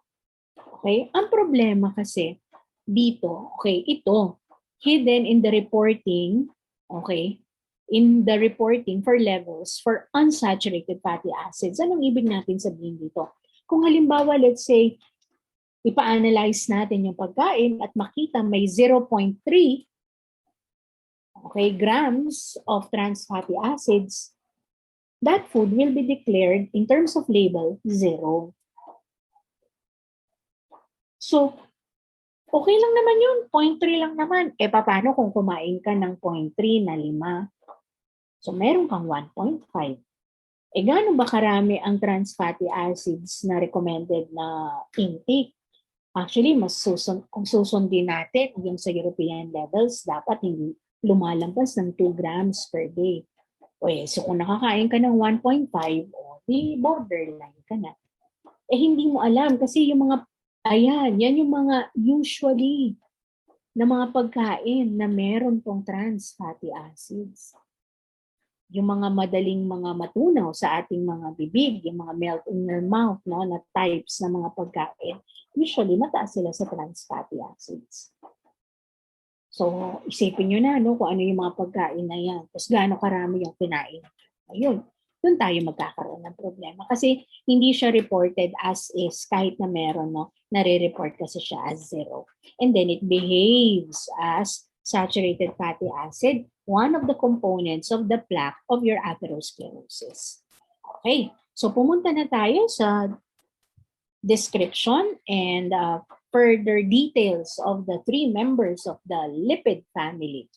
So ang una po dito ay ang ating triglyceride. So triglyceride, it is the form of lipid most found in food items. As we have mentioned kanina, more than 90% ay nasa pagkain. Okay? Makikita na, yun ang composition ng taba sa pagkain. Okay? Maski rin sa ating katawan. So it's the flabby stuff most of us have. So ito yung ating bilbil. Okay, so ano po ba ang itsura ng triglyceride? So as you can see from this picture, you would have the glycerol. So this is your glycerol, 3 carbon chain. And then per carbon, meron pong nakadikit na, eto na po siya, 3 fatty acids. So your triglyceride would be the glycerol plus 3 fatty acids. Okay. Ang phospholipid naman natin, so ito pa rin yung glycerol ninyo. Pagkatapos, ito yung fatty acids. Pero meron po tayo ditong portion na meron pong choline. So this would contain phosphorus. Okay, so phospholipids, minor portion of lipids in the diet. Okay, and the most common example is lecithin. Saan natin nakikita ang lecithin? We find this in eggs, liver, soy products, and peanuts. And ano ba ang kinahalaga ng phospholipids? Nabanggit ko na kanina ito, biphospholipid layer. Okay, so yung biphospholipid layer na yan, that is actually phospholipids, and that is, okay, an important part of your cell membrane. Bakit siya important? It is because it prevents, okay? Kung ano yung nasa loob, it prevents it from going outside. At kung ano yung nasa labas, it prevents na easily it can go inside the cell. So, dalawa siya. So, parang dalawa yung harang. Meron kayong outer, tapos meron kayong inner layer. Okay? So, if you would ask, is lecithin a very important element, okay, or type of fat? So, for some of you, or baka sa mga ibang kakilala ninyo, you may be taking a lecithin supplement. So, is that really necessary? Actually, it's not. Kasi lecithin can be made by the liver. So, lecithin is it's an emulsifier. So, what would happen is, if you would take it from your supplements, i-recognize lang yan ng katawan mo as fat. So, it will treat it as fat, not as an emulsifier. Okay, so baliwala din siya. Okay, and then sterols. Ito, okay, ayan, cholesterol. Yan ang palagi nating hindi ba natatandaan, ano? At yan ang inyong kontrabida.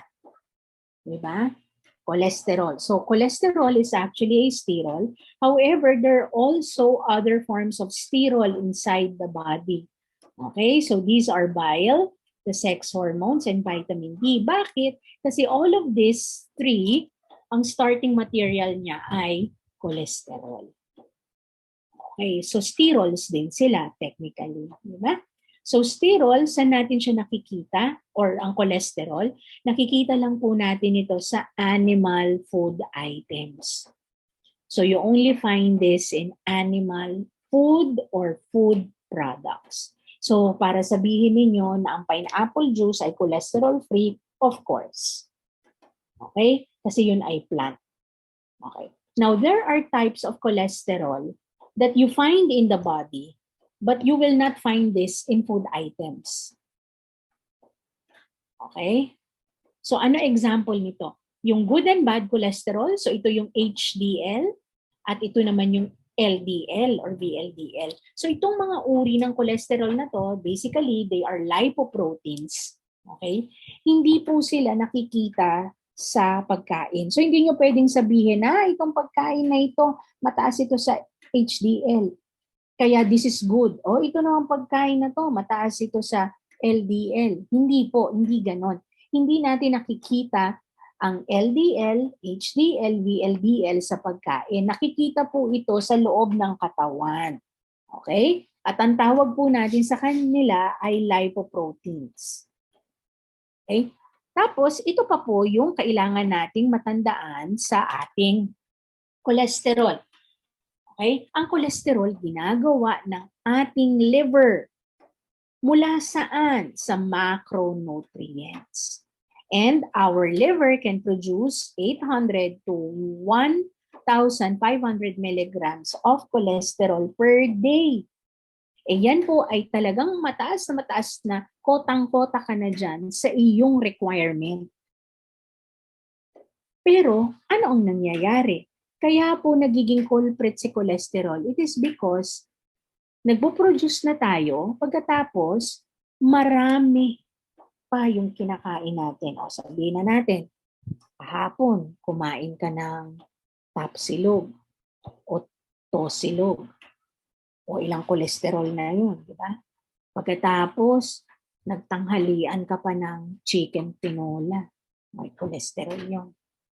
Pagkatapos, kumain ka pa ng fast food, may mga kolesterol yan, di ba? Pagkatapos, sa gabi, okay, umattend ka pa ng birthday party, so merong pasta. Pagkatapos, may ice cream. Tapos may cake. Ayun yun. Doon tayo nagkakaroon ng problema. It's not actually this is the culprit. Kasi okay lang ito dahil gumagawa dahil kailangan mo para sa bile, sex hormones, and vitamin D.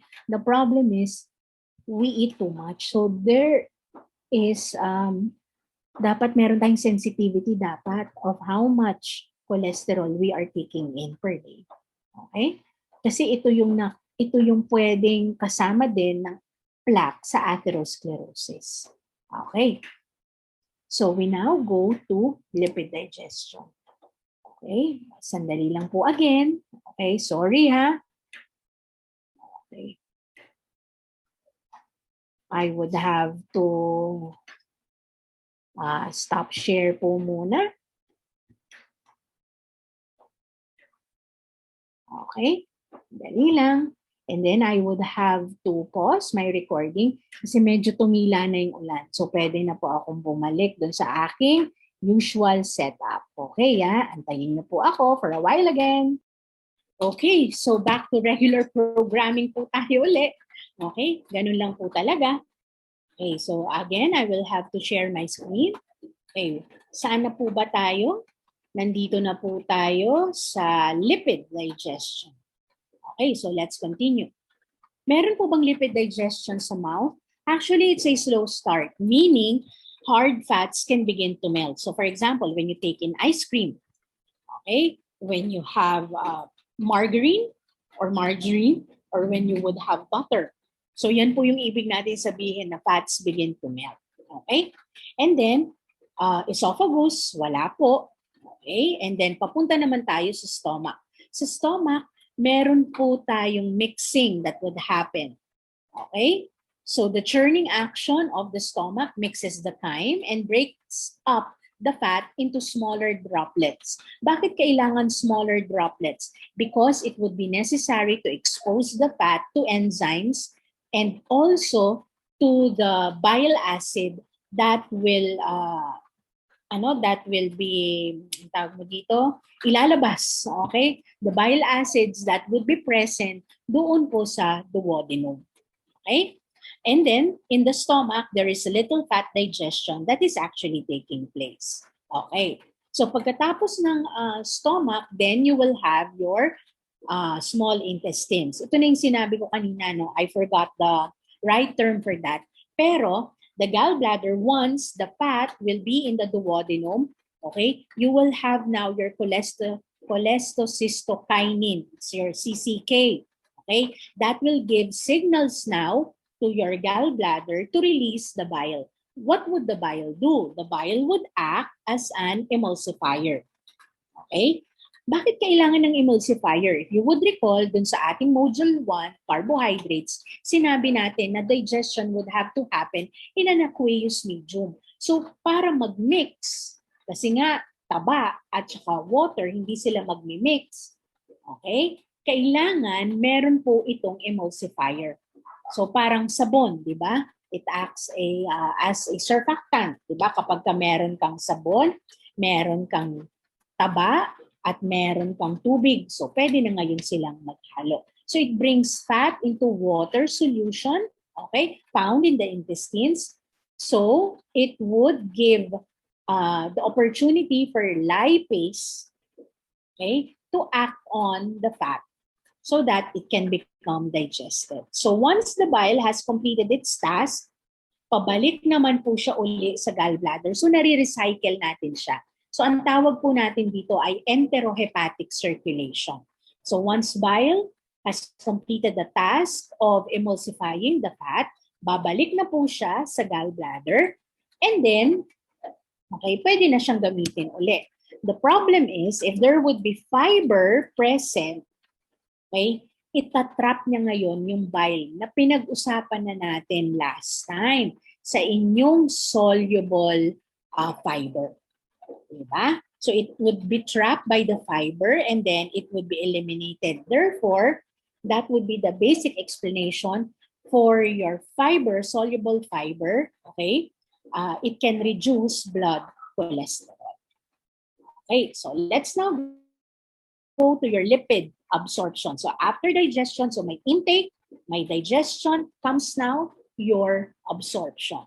Small triglycerides can diffuse directly into your intestinal cells and then to the vascular system. However, okay, sabi natin dito is small. Paano pag large? Okay, larger and longer fatty acid chains will then merge into your micelles, or what we call your emulsified fat droplets. Bakit kailangan ito? Because the micelle is a special packaging material that would allow for further solubility para mas makapasok siya dun sa intestinal cells. And once inside the cells, they will then reassemble to become new triglycerides. This picture would be a better explanation of that. Okay, so mula sa stomach, okay, may churning, mixing, punta sa duodenum, may bile acid, may lipase, ayun na. So broken down na siya.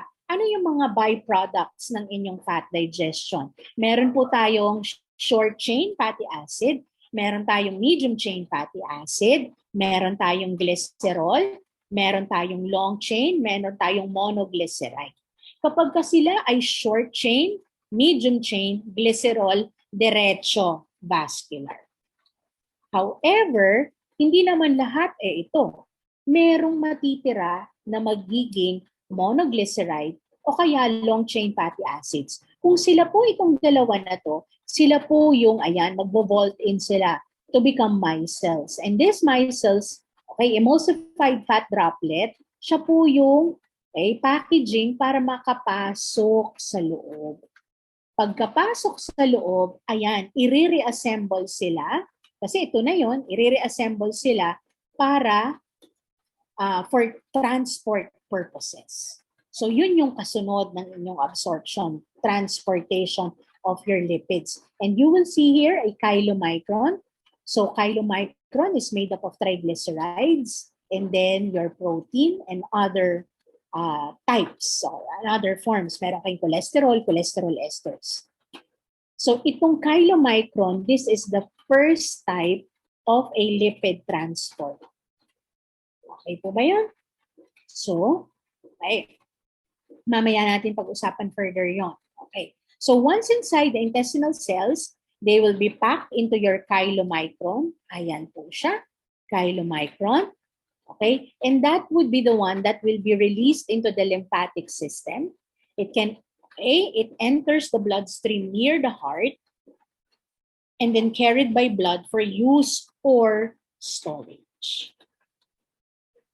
Okay, so ito po ito pa lang yung first. Ano pa yung iba? Yung iba yun na, yung inyong VLDL, yung inyong LDL at yung inyong HDL. So itong apat na to, ito po yung apat na tinatawag nating lipid transport or lipoproteins.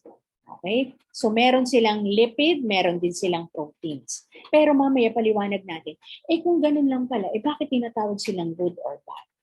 Okay? Sige.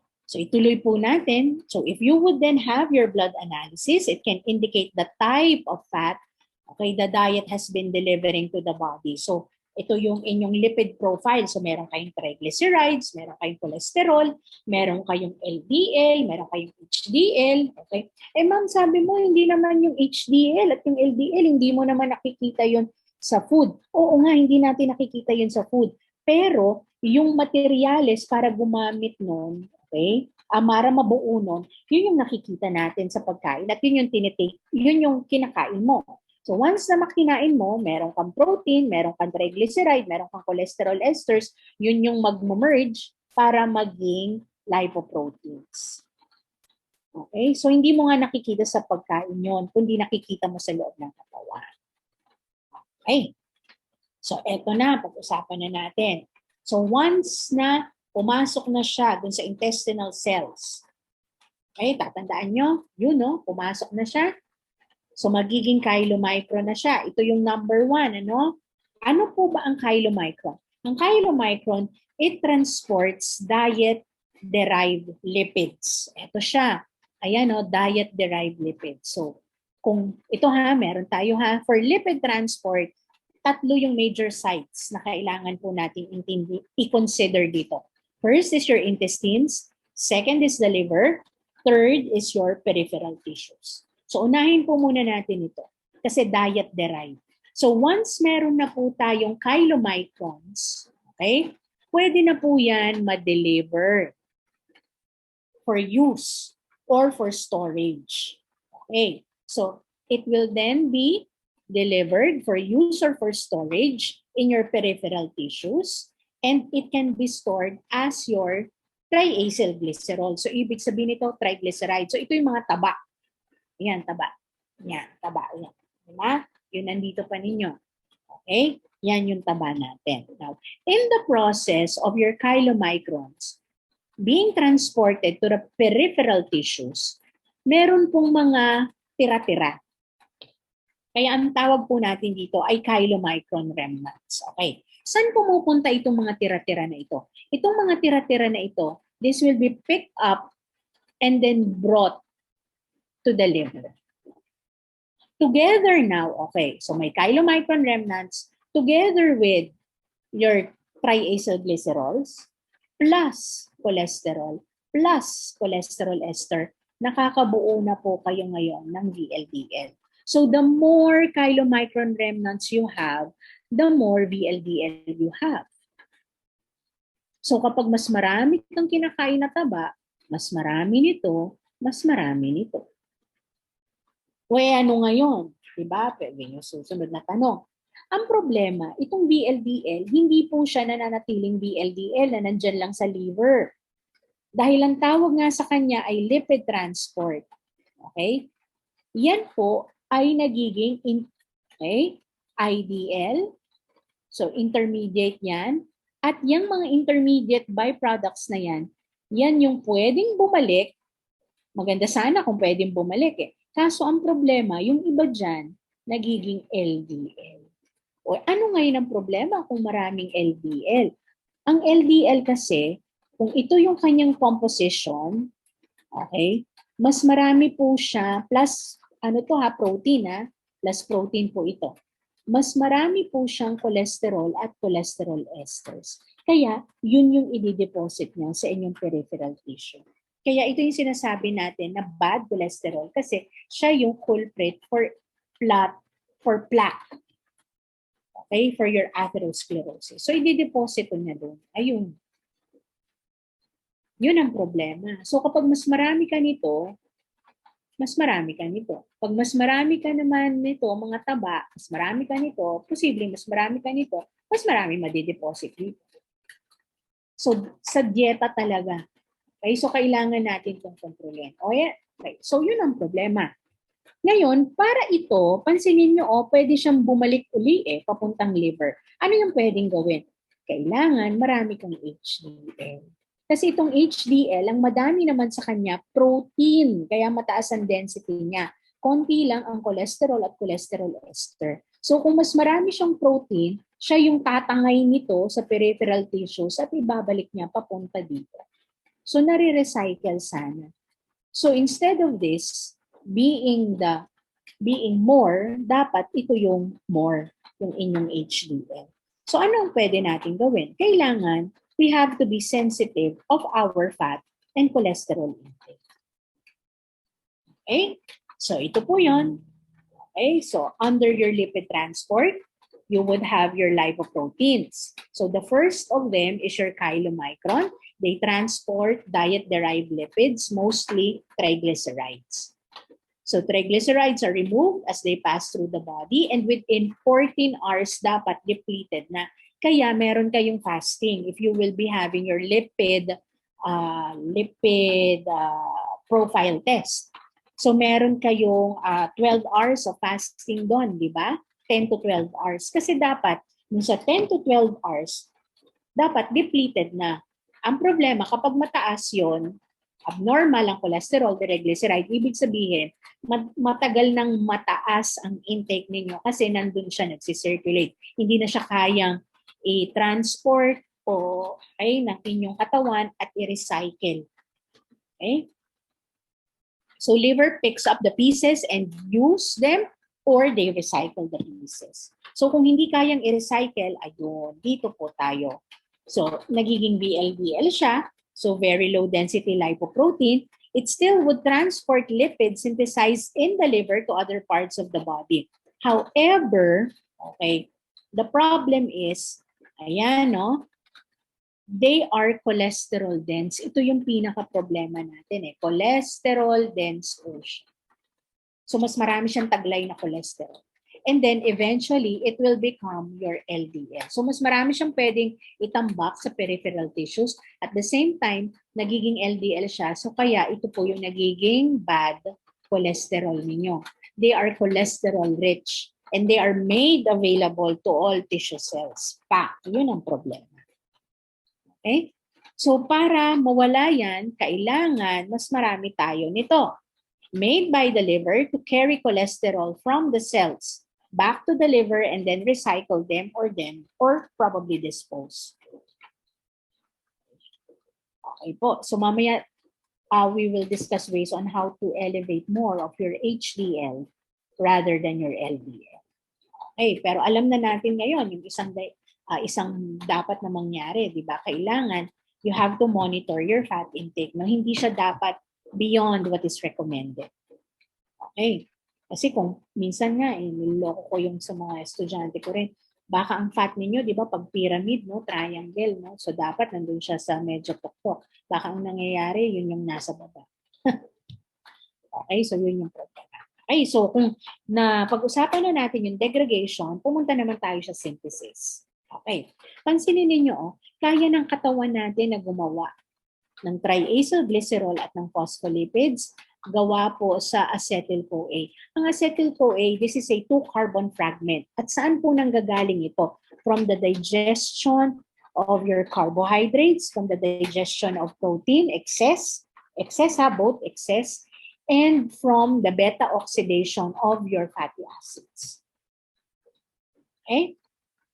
Okay. Kung papansinin ninyo, ito, meron tayong kinahon na compound dito. Ang tawag po natin ay malonyl-CoA. Ano po ba ang malonyl-CoA? Malonyl-CoA is an inhibitor of fatty acid oxidation. Anong ibig natin sabihin? Your presence of malonyl-CoA would ensure that after a meal, fat is stored rather than oxidized.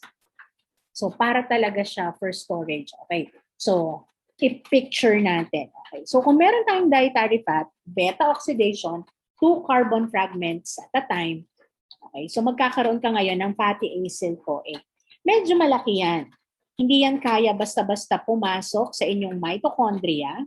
Ayun, at para maging acetyl-CoA. At ito po yung pupunta ngayon para sa inyong Krebs cycle. So kailangan niya ng shuttle. Okay. So itong fatty acyl-CoA, kailangan niya ng shuttle. Ano ang shuttle? Carnitine. So yung carnitine, siya yung tutulong para makapasok, and then through beta oxidation, it becomes acetyl-CoA. So ito yung nasa loob ng mitochondria. Okay, so ito yung usual na route. Okay. Ano ang nangyayari? Pag sobrang dami ng fat natin, fat intake, dumadami din syempre ang acetyl-CoA. Pag marami itong acetyl-CoA, okay, ang next formation nito, pwede po siyang maging malonyl-CoA. Once there is malonyl-CoA, ini-inhibit niya ngayon itong si carnitine. So pag in-inhibit niya si carnitine, wala na ngayong shuttle. So itong fatty acyl-CoA, yan na po yung unti-unti na pwedeng maging fatty acids pabalik, and then you will store it again as your triacylglycerol. So ito na yung taba sa katawan. Okay? So para ma-prevent yan, kailangan, ito yun. So ito kailangan, tama lang yung kain mo para ito yung pathway. Otherwise, kung sobra, ayan po yung mangyayari. Okay, so how do we then, ito na yung nabanggit natin. Okay, so how do we then control your LDL and your HDL? Okay, we would want lower of this, more of this. So ano-ano yung mga pwedeng gawin? Una, weight control. So how do you do that? O, ayan po. Dapat meron tayong physical activity, and then at the same time, your intake would be more of unsaturated, okay? But you would have to take in antioxidants and less of the saturated. You would have to have more of fiber para bile acids, hindi siya ma-digest, ilalabas siya, di ba? Phytochemicals, so this would act as an antioxidant and moderate alcohol consumption. Okay. Then we now go to another aspect of lipids. Okay. And this time, it would be the essential fatty acids. Why essential? Kasi hindi po siya kayang gawin sa loob ng ating katawan. So kailangan provided by the diet. Dalawa po ito. These are your omega-6 and omega-3. So when you say omega-6, this would be your linoleic acid, and then your omega-3 is your linolenic acid. So saan natin nakikita si omega-6?